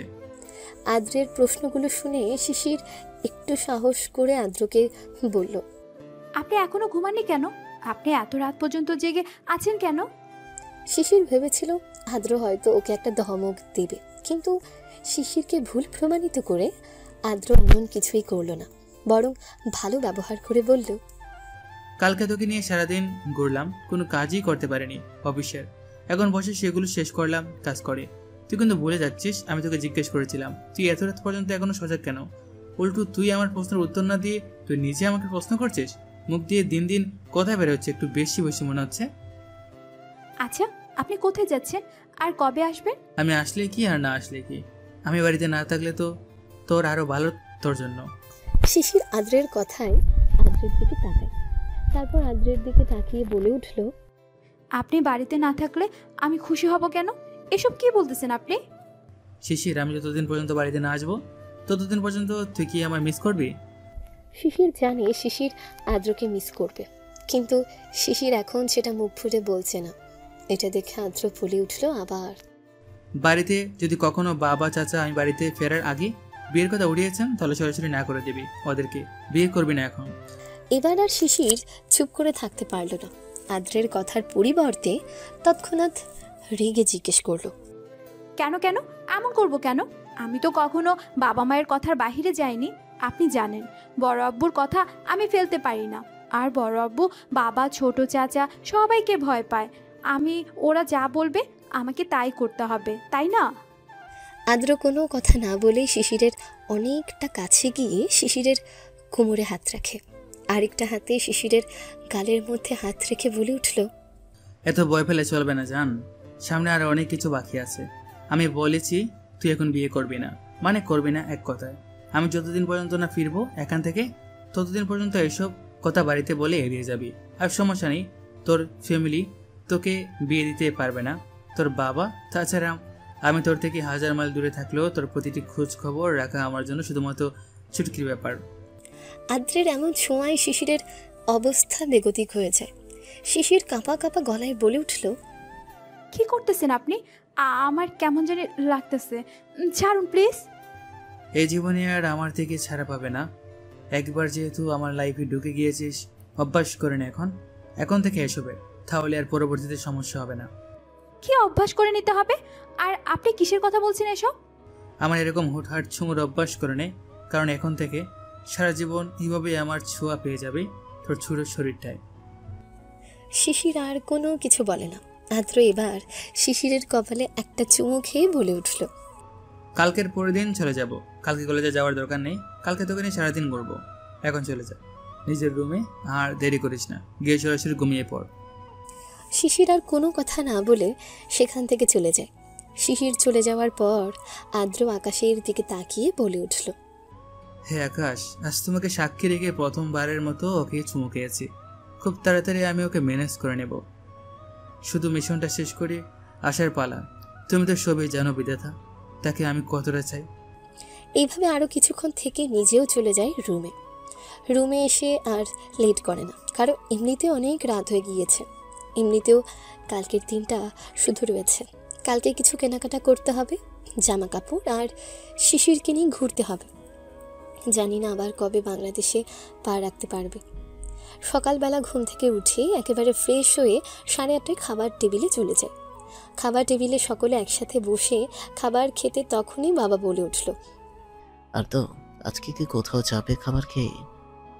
এত দূরে যাবে, কিছু কেনাকাটার প্রয়োজন, সেগুলো কি করেছো? না, এগুলো করিনি, কিন্তু কিছুক্ষণ পর বের হব, চিন্তা ভাবনা করতেছি। কেন, তুমি কি কিছু বলবে নাকি তোমার কোনো কাজ আছে?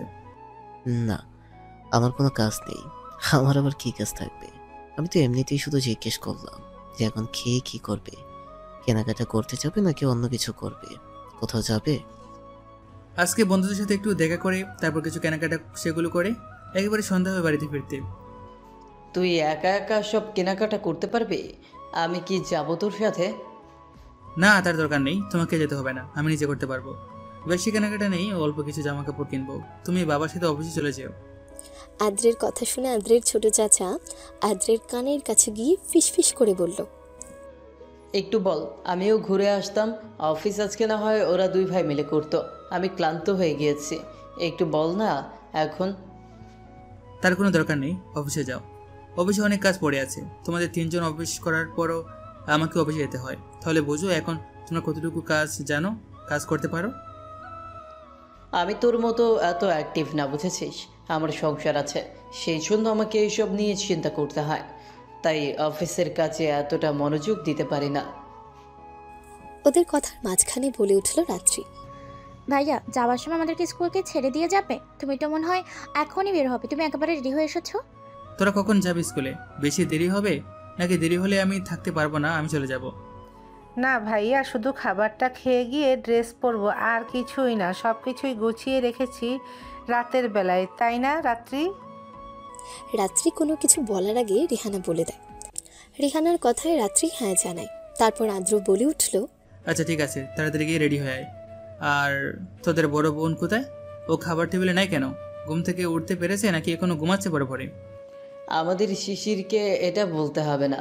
শিশির উঠে ফজরের নামাজ পড়ে, যেটা তোর দ্বারা কখনোই সম্ভব না। শিশির প্রত্যেক দিন উঠে ফজরের নামাজ পড়ে, আবার ঘুমায়, আর নয়তো পড়াশোনা করে। তোকে তো আমরা কখনো ছোট সময় ফজরের নামাজে নিতে পারিনি, এখনও পড়িস কিনা জানি না, আর পড়ার কথাও না, কারণ এত রাতে ঘুমানোর পর কেউ উঠতে পারে এত আর্লি? আদ্র ছোট সময় নামাজে যেত, কিন্তু ফজরের নামাজে শুধু যেতে পারতো না। যে কথাগুলো বললে সেই কথাগুলো আদ্রর সাথে কতটা মিল সেটা তো আমরা জানি, কিন্তু তোর সাথে 100% মিল, এটা আমি আর ভাইয়া ঠিকই জানি। শিশির কোথায়? শিশিরকে দেখতে পাচ্ছি না। সকলের খাবার প্রায় শেষের দিকে, এত কথা না বলে শিশিরকে ডাকো। তখনই উপর থেকে গিয়ে আদ্রের মা শিশিরকে ডেকে নিয়ে আসে নিচে। শিশির একেবারে কলেজ ড্রেস পরে নিচে এসেছে। শিশির মামুনি, তুমি এতক্ষণ কোথায় ছিলে? এতক্ষণ নিচে আসোনি কেন খাবার খেতে? রাতের খাবার প্রায় শেষের দিকে, তুমি কোথা থেকে আসলে এতক্ষণে? কি করতেছিলে? রেডি হচ্ছিলাম বড় আব্বু, সেই জন্য দেরি হয়ে গিয়েছে। আর হবে না কখনো এমন, আজকে ঘুম থেকে উঠতে দেরি হয়ে গিয়েছিল, সেই জন্য একেবারে রেডি হয়ে নিচে এসেছি। শিশিরের কথায় বাবা আর কোনো কিছু বলে না, কিন্তু এখানে শিশির পুরোটাই মিথ্যে কথা বলেছে। শিশির আরও আগে অনেক সকালে ঘুম থেকে উঠেছিল, কিন্তু আদ্র রাতে যে কাজ করেছে সে কাজের জন্য আর নিচে আসতে পারছিল না, লজ্জায় আদ্রের সামনে। সেজন্য এতক্ষণ ওর নিজের রুমে বসেছিল। আচ্ছা ঠিক আছে, এখন এখানে সবার খাওয়া শেষ, তুমি এখানে বসে পড়ো। আর তো তুই রেহানা রাত্রিকে স্কুলে নামিয়ে দিয়ে শিশিরকে ওর কলেজে রেখে আসিস, কেমন?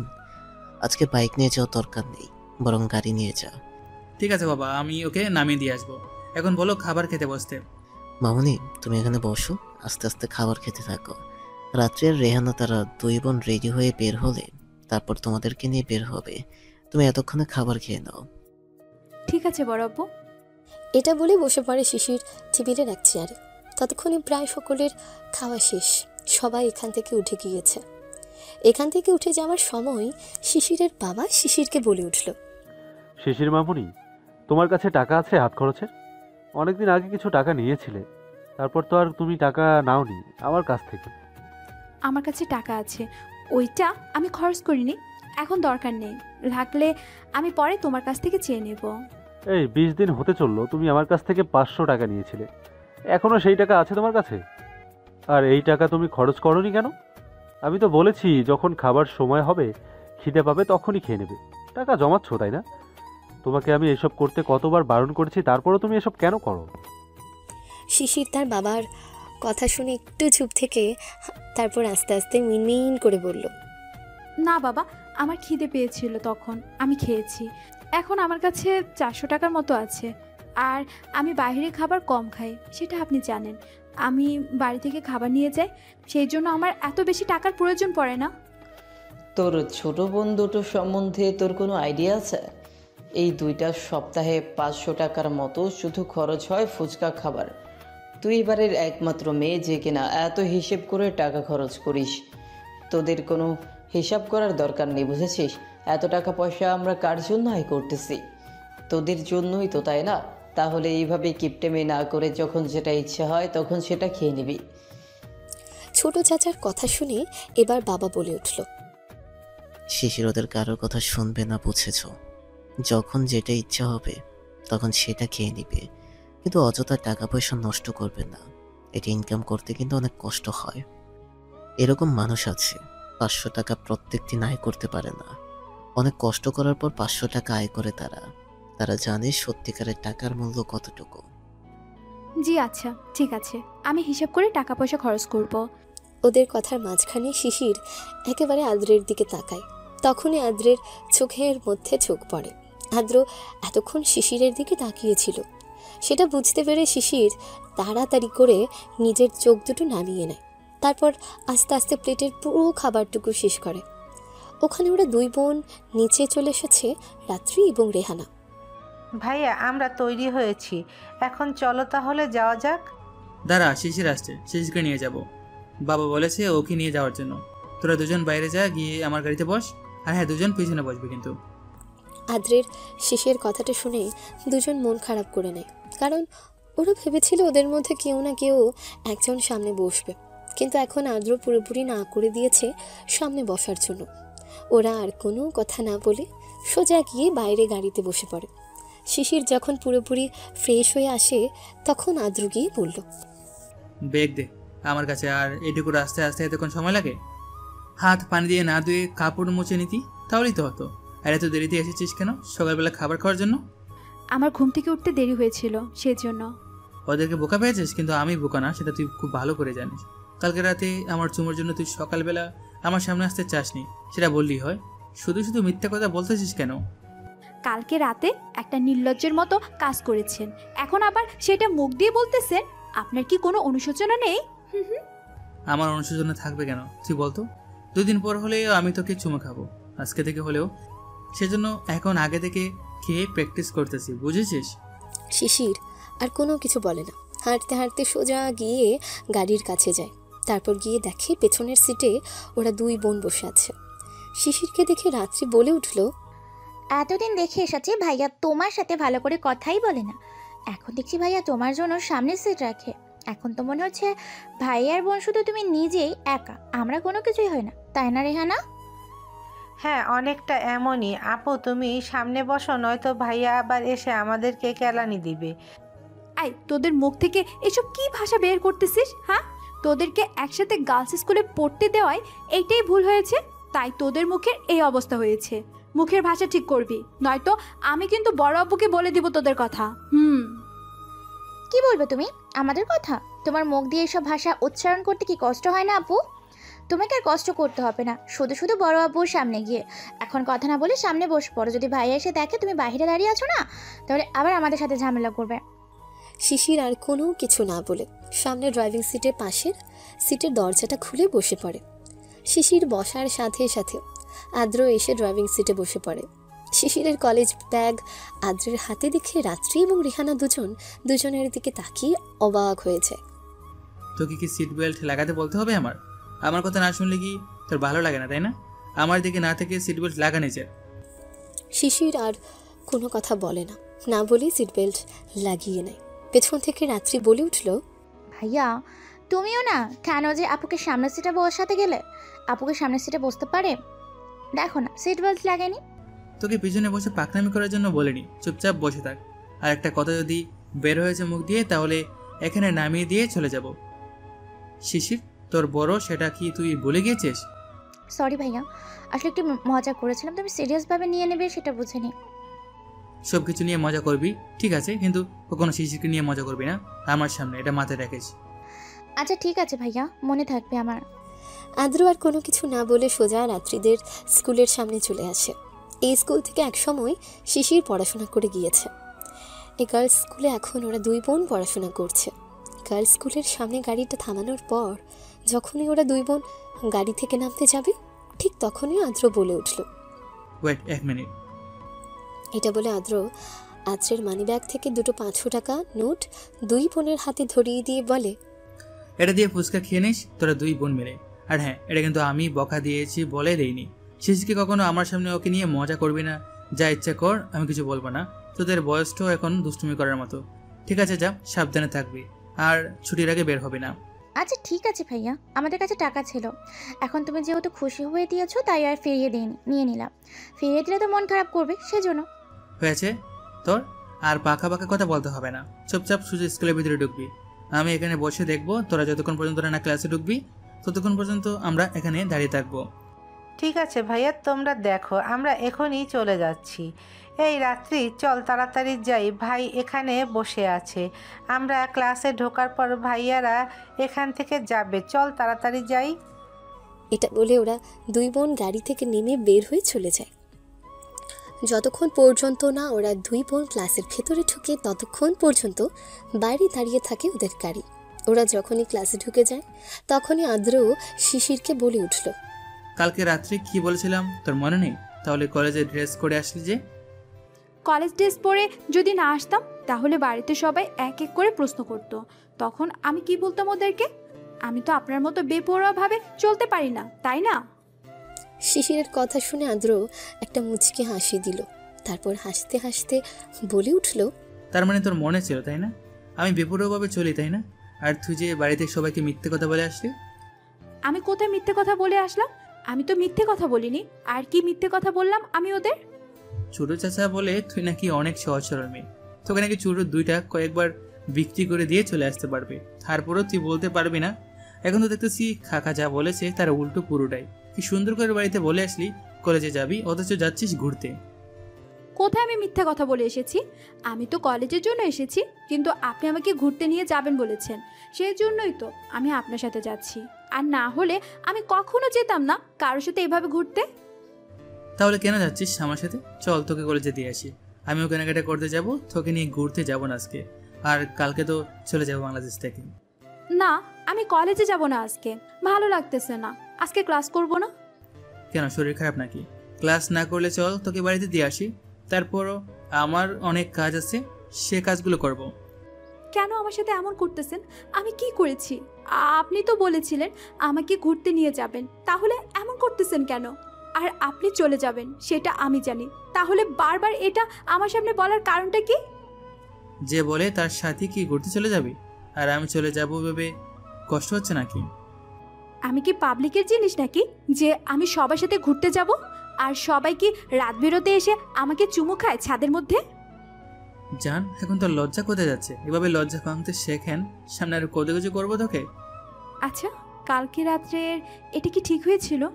আমি নিজেও জানি না আমি কেন আপনাকে ও রাতে আটকাতে পারিনি, আর কোনো কিছু বলতেও পারিনি। আপনি দূরে চলে যাবেন বলে আমার কেন জানি কষ্ট হচ্ছিল। আদ্র হাসতে হাসতে বলে উঠল, সামথিং সামথিং হচ্ছে মনে হয় তোর। প্রেমে পড়েছিস হয়তো কারোর, সেজন্য এমন হচ্ছে। আচ্ছা বাদ দে এসব, তোকে নিয়ে আজকে ঘুরতে বের হয়েছি, সারাদিন আজকে তোকে দিলাম আমি। তারপর ওরা সারাদিন ঘুরে যখন রাতে বাড়িতে ফিরে, তখন আদ্রের বাবা বলে উঠল, আর তো সারাদিন তুমি কোথায় ছিলে? আর শিশিরকে কোথায় নিয়ে গিয়েছিলে আমাদেরকে না বলে? আমি তো বাড়িতে মাকে ফোন করে বলেছিলাম যে আমি শিশিরকে নিয়ে শপিং মলে যাচ্ছি। আমার চয়েস তেমন একটা ভালো না, সেজন্য শিশিরকে নিয়ে গিয়েছি। তুমি খুব ভালো করে জানো, এখনও আমার কাপড় চোপড় মা কিনে দেয়, শিশির সেগুলো পছন্দ করে দেয়। আর আজকে সেই জন্য শিশিরকে সাথে করে নিয়ে গিয়েছি। শিশির, তোমরা কি এতক্ষণ শপিং মলে ছিল মামুনি? জি বড় আব্বু, আমাকে কলেজ থেকে এসে নিয়ে গেছে, সেজন্য আসতে এত লেট হয়েছে। আর এক দোকানে পাইনি, বিভিন্ন দোকান ঘুরে ঘুরে পছন্দ করতে হয়েছে, সেই জন্য আরও এত দেরি হয়েছে, না হলে এত দেরি হতো না। আচ্ছা ঠিক আছে, যাও এখন তোমরা রুমে গিয়ে ফ্রেশ হয়ে নিচে এসো। সারাদিনের ক্লান্তিতে হয়তো অনেক ক্লান্ত হয়ে গিয়েছো তোমরা, এখন যাও তাহলে। এটা বলার পর বাবা ওরা দুজন আর সেখানে দাঁড়ায় না, দুজন দুজনের রুমে চলে যায়। হঠাৎ করে আদ্রকে ফোন করে বলল, আদ্র এখন কোথায় আছো? তাড়াতাড়ি করে রেডি হয়ে চলে আসো, এখনই তোমাদের বের হতে হবে। 3 দিন পর একটা ডিল হবে সেখানে, ওইখানে ওই ক্রিমিনালকে ধরতে হবে সব প্রমাণ সহ। এখন আমি তোমাদের সবার ব্যবস্থা করে দিয়েছি, রাত 10টায় তোমাদের ফ্লাইট। এখন কোথায় আছো জানি না আমি, 1 ঘন্টার ভিতরে এয়ারপোর্টে থাকো, আমরা এখানে ওয়েট করছি। ঠিক আছে স্যার, আসতেছি। আদ্র আর বাইরে 1 মিনিটের জন্য দেরি না করে তাড়াতাড়ি রেডি হয়ে নাই।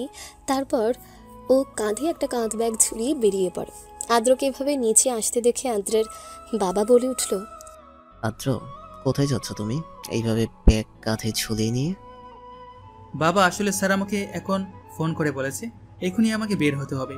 ওরা এয়ারপোর্টে অপেক্ষা করতেছে আমার জন্য, 10টার সময় ফ্লাইট, সেজন্য আমি আর লেট করতে পারবো না। তোমরা খাবারটা খেয়ে নিও, আর আমি না হয় বাইরে যাচ্ছি, বাইরে থেকে খেয়ে নিব।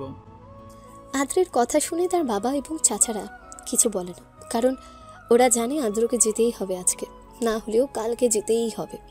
আদ্র চারদিকে চোখ বুলিয়ে দেখল শিশির এখনো আসেনি নিচে। ও, আমি আসার সময় আমার একটা পার্সোনাল জিনিস ফেলে এসেছি, আমি নিয়ে আসছি এখনই। এটা বলে আদ্র সেখানে না দাঁড়িয়ে উপরে উঠে সোজা শিশিরের রুমে ঢুকে যায়। শিশিরের রুমে ঢুকে প্রথমে আদ্র শিশিরকে জড়িয়ে ধরে।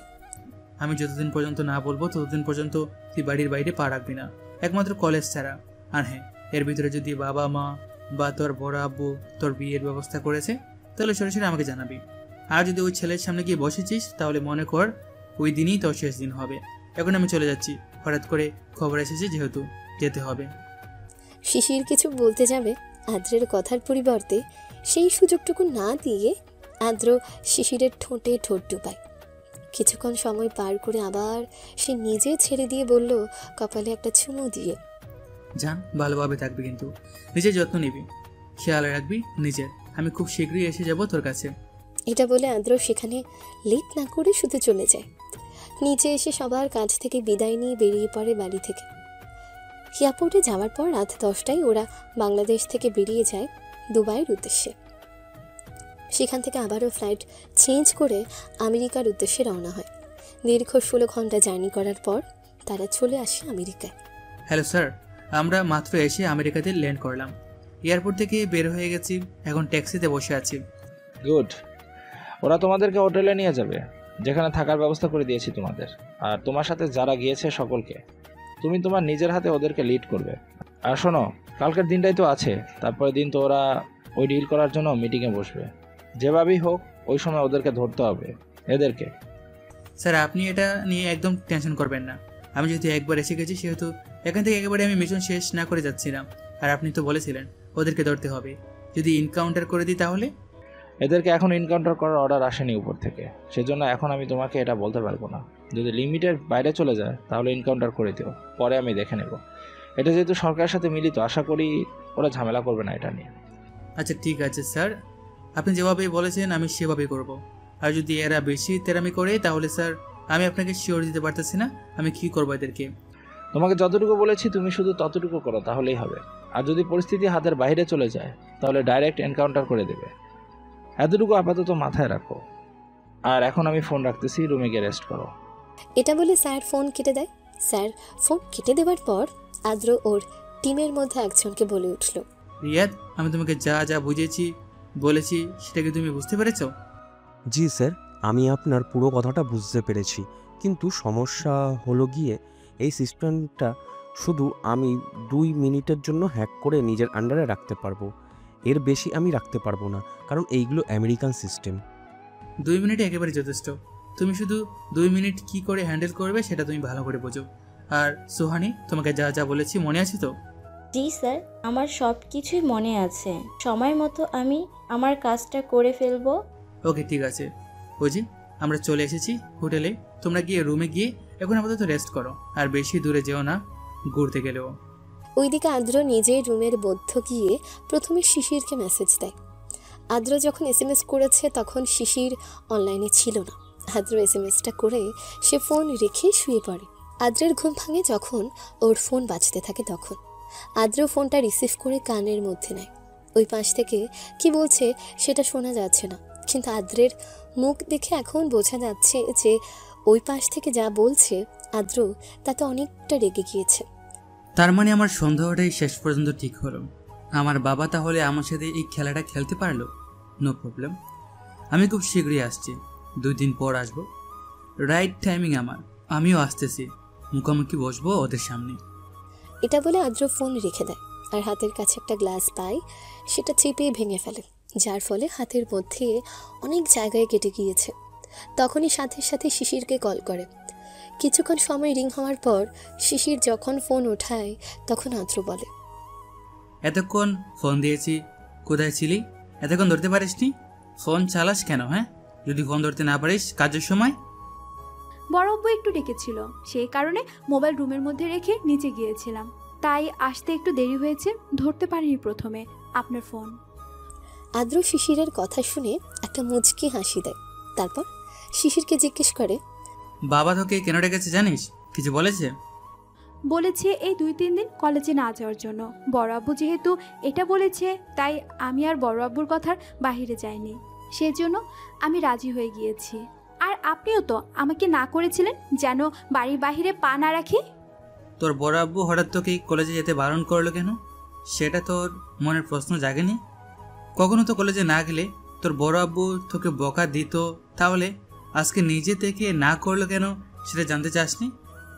কোনো কারণ ছাড়া তো আর তোর বড় আব্বু তোকে বাড়িতে বসিয়ে রাখবে না, তাই না? সেই কারণটা জানতে চাসনি কেন তোর বড় আব্বুর কাছে?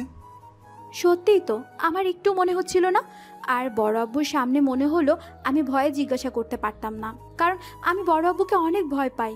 ওনার সামনে ভালো করে কথা বলতে পারি না আমি, সেই কারণে আর জিজ্ঞাসা করা হয়নি। আপনি জানেন নাকি? আপনি তো মনে হয় জানেন, আপনার কথার ভাবে বোঝা যাচ্ছে আপনি না করেছেন বড় আব্বুকে আমাকে কলেজে না পাঠাতে। আদ্র শিশিরের কথার পরিবর্তে বলে উঠল, তোকে দেখতে আসবে ছেলের বাড়ি থেকে, সেই জন্য তোর বড় আব্বু তোকে কলেজে যেতে না করেছে 2-3 দিন। আদ্রের কথা শুনে শিশির অনেকটা ঘাবড়ে যায়। তারপর আদ্রকে শিশির জিজ্ঞেস করলো, আপনি বড় আব্বুকে কিছু জানাননি আমাদের বিষয়ে? আমি কিছু বলতে পারবো না, এখন আমি অনেক দূরে, যা করার তুই নিজে করবি। আর হ্যাঁ, যেদিন আসবে ওরা সেদিন অনেক সেজেগুজে থাকবি, বুঝেছিস? কেন, ওই দিন সাজবো কেন? আর আপনি এসব কি বলতেছেন? আপনি কিছু করবেন না কেন? আপনি তো বলেছিলেন আমাকে ভালোবাসেন। আমি কবে বলেছি তোকে ভালোবাসি? আর আমি বলেছি সেই জন্য সাজবি। আমার কথার বাইরে যাবে না একদম। আমি ভেবেচিন্তে বলতেছি, একদম হাসি খুশি থাকবি, মন খারাপ করবি না। কে জানে কার সাথে কার বিয়ে হয়। আপনি না বললেও আমি বুঝি আপনার ব্যবহার দেখে। এত বড় হয়ে গেলি কবে তুই? আদ্রের কথার পরিবর্তে শিশির কোনো কথা বলে না। তারপর সে ফোন কেটে এখান থেকে চলে যায়। আদ্ররা আমেরিকায় এসেছে আজকে 3 দিন হতে চলল। আজকে ওদের সবচেয়ে কঠিন একটা দিন হতে যাচ্ছে। সে ক্রিমিনালকে ধরতে যাচ্ছে ওরা। তোমরা ঠিক তো? রেডি তো তোমরা? জি স্যার, আমরা রেডি। আপনি শুধু একবার বলার সাথে সাথে আমি হ্যাকিং শুরু করব। ওকে, তুমি স্টার্ট করো, আমি এখনই ভিতরে ঢুকতেছি। এটা বলে আদ্র সাথে সাথে ভেতরে ঢুকে যায়। সামনে দিয়ে যাওয়ার কোনো উপায় নেই, সেজন্য ছাদ বেয়ে ওই পাশ দিয়ে যেতে হয়েছে আদ্রকে। আর এইদিকে রিহাদ সব সিসিটিভি ক্যামেরা হ্যাক করে ওর আন্ডারে নিয়ে নেয়। 2 মিনিট সময় লাগে না আদ্রর ওই রুমে পৌঁছতে। তার আগেই সে ওই রুমে পৌঁছে যায়। আদ্র যখন ওই রুমে পৌঁছায় তখন দেখতে পায় ওই রুমের ভেতর 4 জন ব্যক্তি। তাদের মধ্যে 2 জন বাংলাদেশি আর 2 জনকে দেখে ফরেইনার মনে হয়। যাক, তাহলে তোমাদের প্ল্যানিং ভালোই চলছে। এখানে আজকে কিসের ডিল হচ্ছে একটু বলা যাবে আমাকে? তুই কে আর এখানে কি করতেছিস? কি করে আসলি তুই? এখানে তো তোর আসার কথা না। আমি কে সেটা সময় হলেই জানতে পারবে। এখন আমি তোদেরকে এখান থেকে নিয়ে যাব, তোদের 2টাকে। আদ্রর কথা শুনে রাজু হাসতে হাসতে বলল, তুই আমাদের 2 ভাইকে এখান থেকে নিয়ে যাবি, তাও এতগুলা গার্ডের মাঝখান দিয়ে? তোর কথা শুনে হাসি পাচ্ছে। কোন পাগলা গারদ থেকে ছুটে এসেছিস আমেরিকায়? বলে ফেল, নিয়ে গিয়ে ওখানে দিয়ে আসি। তোকে কে বলেছে আমি ওদের সামনে দিয়ে তোদেরকে নিয়ে যাব? আদ্র আবার কি একটা ভেবে বলে উঠল, না না, তোদেরকে নিয়ে যাব না। তোদেরকে নিয়ে গেলে আমার অনেক টাইম লস হবে। আমি এখন টাইম লস করতে পারবো না, সেজন্য সরি। আমি এটা বলে আদ্র তার পেছন থেকে রিভলভার বের করে সাইলেন্সারটা লাগিয়ে নেয়। সাইলেন্সারটা লাগানোর মূলত কারণ হচ্ছে এটা লাগানোর পর আর রিভলভার চাপানোর বা চালানোর আওয়াজ হয় না। আদ্রর হাতে রিভলভার দেখে ওরা চমকে উঠে তারপর বলে উঠল, এই তোর হাতে এই পিস্তল কোথা থেকে? আর তুই কে? সত্যি করে বলতো। তোদের জম মেজর আদ্র। সরি রে, আমি আর কিছু বলতে পারতেছি না। আমাকে তোদেরকে শ্যুট করে এখান থেকে আবার বাংলাদেশে ফিরতে হবে। বুঝতেই তো পারছিস অনেক তারা। তোদেরকে টাইম দিতে পারিনি, সেজন্য সরি। ইচ্ছে ছিল তোদেরকে নিয়ে বাংলাদেশে ঢোকার, কিন্তু আমি তোদেরকে নিয়ে যাওয়ার অনেক প্রসেসিং লাগবে। কমপক্ষে 1 সপ্তাহ সময় লাগবে তোদেরকে নিয়ে যেতে চাইলে। আর যদি তোদেরকে এখানে শ্যুট করে দিই তাহলে আমি আজকে চলে যেতে পারবো এখান থেকে। আদ্রের কথা শুনে এবার ওখানে বসে থাকা সকলেই ভয় পেয়ে যায় অনেকটা। তারপর ওই বিদেশি লোক দুটো ইংরেজিতে কি বলল সেটা বোঝা গেল না। আর এইদিকে রাজুর সাথে যে লোকটা মামুন শেখ, তিনি বলে উঠলেন, তোমার কি চাই? আমাকে শুধু একবার বলো, কত টাকা লাগবে? আমাদের সাথে কাজ করো। যত টাকা চাও তত টাকাই পাবে তুমি। দরকার হলে তোমাকে আমার বিজনেসের 20% শেয়ার দেব। তুমি যদি চাও তাহলে আমাদের সাথে রাজার মতো থাকতে পারবে। পাগলও নিজের ভালোটা বোঝে, সেই জন্য বলতেছি নিজের ভালোটা বোঝো। আপনি ঠিকই বলছেন, পাগল নিজেও নিজের ভালোটা বোঝে। সেই জন্য আমি এখন আমার ভালোটা বুঝতে চাই। আমি আর দেরি করতে পারতেছি না, সরি। আপনারা আমার শত্রু, আমার দেশের শত্রু, আমার দেশের মানুষের শত্রু। আর যারা আমার দেশের শত্রু, আমার জনগণের শত্রু, তারা আমার নিজেরও শত্রু। এটা বলে আদ্র আর কোনো কথা না বলে ওদের 4 জনকে শ্যুট করে দেয়। বিশেষ করে বাংলাদেশের যে 2 জন ছিল রাজু এবং মামুন শেখ, ওদেরকে মেরে ওদের মাথায় 4-5টা বুলেট ঢুকিয়ে দেয় এক একজনের। ওইখানে বসা 4 জনকে এনকাউন্টার করে। শেষে নিজের পায়ে একটা গুলি করে। তারপর কোনো রকম ওই রুম থেকে বেরিয়ে নিচে আসার সাথে সাথে দেখতে পায় সুহানি নিচে গাড়ি নিয়ে অপেক্ষা করছে। আদ্র আর লেট না করে তাড়াতাড়ি করে গাড়িতে উঠে বসার পর সুহানির সাথে সাথে গাড়ি ড্রাইভ করে। সুহানি, প্রথমে একটা হসপিটালে চলো, তারপর একেবারে রুম থেকে এয়ারপোর্টে। টিকিট কাটা আছে বিকেলে 5টার। আজকে এখান থেকে চলে যাব। স্যার, আপনার এই গুলি লাগলো কি করে? আমি নিশ্চয়ই ওদের সাথে বন্ধুত্ব করতে চাইনি। ওদের সাথে বন্ধুত্ব করতে চাইলে ওরা নিশ্চয়ই আমাকে গুলি করতো না, তাই না সুহানি? এখন কথা না বলে সামনেও মনোযোগ দাও। তারপর সুহানি আর কোনো কিছু না বলে সোজা ড্রাইভিংয়ে মনোযোগ দেয়। তারপর হসপিটালে গিয়ে আদ্রর চিকিৎসা করে রুমে এসে সব কিছু নিয়ে বেরিয়ে পড়ে এয়ারপোর্টের উদ্দেশ্যে।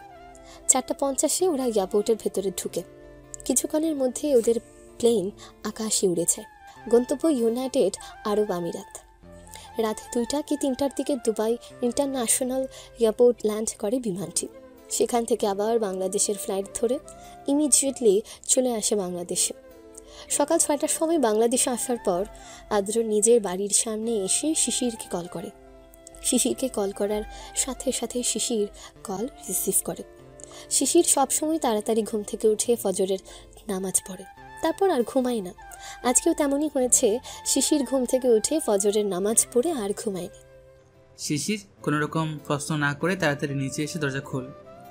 শিশির নিজেও চুপচাপ এসে দরজা খুলে আদ্রকে দেখে বলে উঠল, আপনি এত তাড়াতাড়ি চলে এসেছেন? আপনি আজকে চলে আসবেন, আগে তো বলেননি আমাকে। আদ্র কোনো কিছু না বলে আগে শিশিরের ঠোঁটে চুমু খায়, তারপর বলে, কেন, আমি এত তাড়াতাড়ি চলে এসেছি বলি তোর কি ভালো লাগলো না? চলে যাব আবার ফিরে? বল তাহলে চলে যাই, আবার ফিরে যাই। আচ্ছা, আপনি আমার সাথে এমন করেন কেন বলুন তো? আপনি আমার সাথে সে আমেরিকা যাওয়ার পর থেকে এমন করতেছেন, আমার কি দোষ বলুন? তোর কোনো দোষ নেই। আর আজকে তো বাবার বন্ধুর ছেলে তোকে দেখতে আসবে, তাই না? পুরো ফ্যামিলি নিয়ে ভালো করে সেজেগুজে থাকবি, বুঝেছিস? না, আমি ওদের সামনে যাব না। আপনি বাড়িতে চলে এসেছেন, এখন সব কিছু আপনি ম্যানেজ করবেন। আমার উপর বিশ্বাস আছে তো তোর? নিজের থেকেও বেশি। তাহলে যা বলতেছি চুপচাপ তা মেনে নে, তাই কর। তুই শুধু চুপচাপ বসে থাকবি আর আমি যা যা বলবো তা তা করে ফেলবি, তাহলেই হবে। আচ্ছা ঠিক আছে, তাহলে এখন আপনি রেস্ট করুন, অনেক দূর থেকে এসেছেন। আচ্ছা ঠিক আছে, তাহলে আমি রুমে যাচ্ছি। আর এখন কাউকে বলার দরকার নেই, আমি এসেছি। উপরে চল, তোর জন্য লাগেজটা নিয়ে এসেছি। আপনার জন্য কফি কিছু বানিয়ে নিয়ে আসি? আপনি না হয় উপরে যান, এটার মধ্যে কি আছে আমার রুমে রেখে যাবেন। না, আমি এখন কফি খাবো না, এখন গিয়ে একটু শান্তিতে ঘুমাবো। আর এই লাগেজটা আমার রুমেই নিয়ে যাচ্ছে, কারণ আজকে রাত থেকে তুই আমার রুমে থাকবি আমার সাথে। আমার রুম তোর নিজের রুম হবে, এটা মনে রাখিস। এটা বলে আদ্র সেখানে লেট না করে সোজা চলে যায় উপরে গিয়ে ফ্রেশ হয়ে সোজা শুয়ে পড়ে। বেলা যখন 12টা বাজে তখন আদ্রের স্যার আদ্রকে ফোন করে। আদ্র, তুমি এসব ইচ্ছে করে করেছো তাই না? আমি তোমাকে বলেছিলাম যদি ওরা তোমার উপর অ্যাটাক করে তাহলে ওদেরকে এনকাউন্টার করে দিতে, কিন্তু তুমি তো ইচ্ছে করে ওদেরকে এনকাউন্টার করে দিলে। স্যার, ওরা আমার পায়ে গুলি করেছে, সেজন্য আমি ওদেরকে এনকাউন্টার করে দিয়েছি। এর বাইরে আশা করি আর কোনো কথা হবে না আপনি থাকতে। আদ্র, তুমি যাই বলো না কেন, আমি কিন্তু সত্যিটা জানি, কেউ না বললেও। ওদেরকে গুলি করার পর তুমি নিজেই নিজের পায়ে গুলি করেছো, এটা আমার চেয়ে ভালো আর কেউ জানে না। পায়ে কেন গুলি করতে গিয়েছো? আগেও তো কয়েকবার পায়ে গুলি করেছো। এখন যদি ওরা সন্দেহ করে তাহলে তো ওদেরকে সামাল দিতে কষ্ট হয়ে পড়বে। স্যার, এখানে কোনো কষ্টের বিষয় না। আপনার যদি এটা হ্যান্ডেল করতে কষ্ট হয় তাহলে যে আমার তদন্ত করবে তাকে আমার বিষয়ে ইনফরমেশনটা দিয়ে তার সাথে আমি কথা বলে নেব। ওনাকে শুধু একটা কথাই বলবো যে ক্রিমিনাল গুলি করার আগে নিশ্চয়ই আমাকে জিজ্ঞেস করে গুলি করবে না, কোথায় গুলি করবে। আমি কি আদ্র শুধু তোমাকে জিনিয়াস বলে ডাকি? ব্রিটিশরা আমাদের দেশ থেকে চলে গিয়েছে, কিন্তু তুমি থেকে গেছো কিভাবে? এত বুদ্ধি তোমার মাথায় আসে কি করে? আমি যে তোমার এত সিনিয়র সব দিক দিয়ে, কিন্তু আমিও তো এত কিছু চিন্তা করি না তোমার মতো। সিচুয়েশন যখন এমন হবে আমার মতো, তখন ঠিকই চিন্তা করবেন। আর আপনার সিচুয়েশন তো এরকম চলে গিয়েছে আরও আগে, এখন শুধু আমার পালা। ওকে, তাহলে তুমি তোমার সিচুয়েশনটা ঠিক করো। মনে হচ্ছে তুমি এখনও ঘুমাচ্ছ, তাহলে ঘুমাও, আমি ফোন রাখছি। আর এদিকটা নিয়ে তোমাকে চিন্তা করতে হবে না, আমি এদিকটা সামনে রাখবো। এটা বলেছে আর ফোন রেখে দেয় আদ্র। ফোন রেখে আবারও একটু ঘুমিয়ে নেয়। একটা দৃশ্যে রাত্রিকে পাঠায় শিশির। ভাইয়া, আপু বলেছে তাড়াতাড়ি উঠতে। আপু নাকি কি কথা বলবে তোমার সাথে। কেমন আছিস? আলহামদুলিল্লাহ ভালো আছি ভাইয়া, তুমি কেমন আছো? আর আপু বলেছে একটু তাড়াতাড়ি ঘুম থেকে উঠতে। গিয়ে বল ভালো করে সেজেগুজে তারপর নিচে যেতে, আমি আসছি। রাত্রি আর কোনো কথা না বলে সেখান থেকে চলে যায়। গিয়ে শিশিরকে ভালো করে সাজিয়ে ওদের সামনে নিয়ে বসায়। বেশ অনেকক্ষণ সময় হয়েছে আদ্রের বাবার বন্ধুরা এসেছে এখানে শিশিরকে দেখার জন্য। যখন নিচে নিয়ে বসায় তখন বাড়ির দরজা দিয়ে আদ্রের স্যার এবং একজন মুরব্বী টাইপের হুজুর টাইপের লোক আসতে দেখা যায়, হাতে একটা খাতা নিয়ে। আদ্রের স্যারকে দেখে আদ্রের বড় চাচার চিনতে কষ্ট হয় না, সেজন্য উনি উঠে গিয়ে হাত বাড়িয়ে সম্মান জানায়। কেমন আছেন স্যার? তা কি মনে করে আমার বাড়িতে চলে আসলেন? আসলাম কোনো এক কারণে, সেই জন্য। মনে হয় না সে কারণটার জন্য আপনারা খুশি হবেন, কিন্তু কিছু করার নেই, আদ্রের খুশির জন্য আমাকে সেটা করতে হচ্ছে। কি এমন কারণ যেটার জন্য আমরা খুশি হব না? আছে কোনো একটা কারণ, জানতে পারবেন? আদ্রও আসছে নিচে। আসলে আদ্র এখান থেকে আমেরিকা যাওয়ার আগে তার স্যারকে সব কিছু বলে গিয়েছিল। আর বাবার বন্ধুর ছেলের সাথে শিশিরের ব্যাপার নিয়ে কথা হচ্ছিল, এটা আরও আগেই থেকে আদ্র জানত। সেজন্য ওর স্যারকে বলে রেখেছিল আমেরিকা থেকে আসার পর যেন ওর স্যার এখানে আসে। স্যার বসুন এখানে, আমার মেয়েকে দেখতে এসেছে ওনারা। এটা হলো বড় ভাইয়ের বন্ধু। তখনই সবাইকে অবাক করে দিয়ে আদ্র উপর থেকে নিচে আসে। তখন স্যারের কথাটা কেউ খেয়াল করেনি, স্যার বলেছিল আদ্র এসেছে, এই কথাটা কেউ খেয়াল করেনি। এখন আদ্রকে উপর থেকে আসতে দেখে আদ্রের বাবা বলে উঠল, তুমি কখন এসেছো আর্দ্র? আর এত তাড়াতাড়ি চলে আসলে আমাদেরকে জানাওনি? আদ্র নিচে নামতে নামতে তার বাবাকে বলে উঠল, কি করব বলুন বাবা, আমার অনেক ইচ্ছে ছিল আর কিছুদিন থাকার, কিন্তু আপনারা আমাকে থাকতে দিলেন না। আর আমি এসে গেছি বলে আপনাদের কি খুব অসুবিধা হচ্ছে, তাই না? Sorry for that. আপনাদের অসুবিধা হলেও আমার কিছু করার নেই এখানে। আদ্রের বাবা হয়তো কিছুটা আন্দাজ করতে পারে, সেজন্য আর কিছু বলে না। আদ্রের ছোট চাচা বলে উঠল, তুই এইসব কি বলতেছিস আদ্র?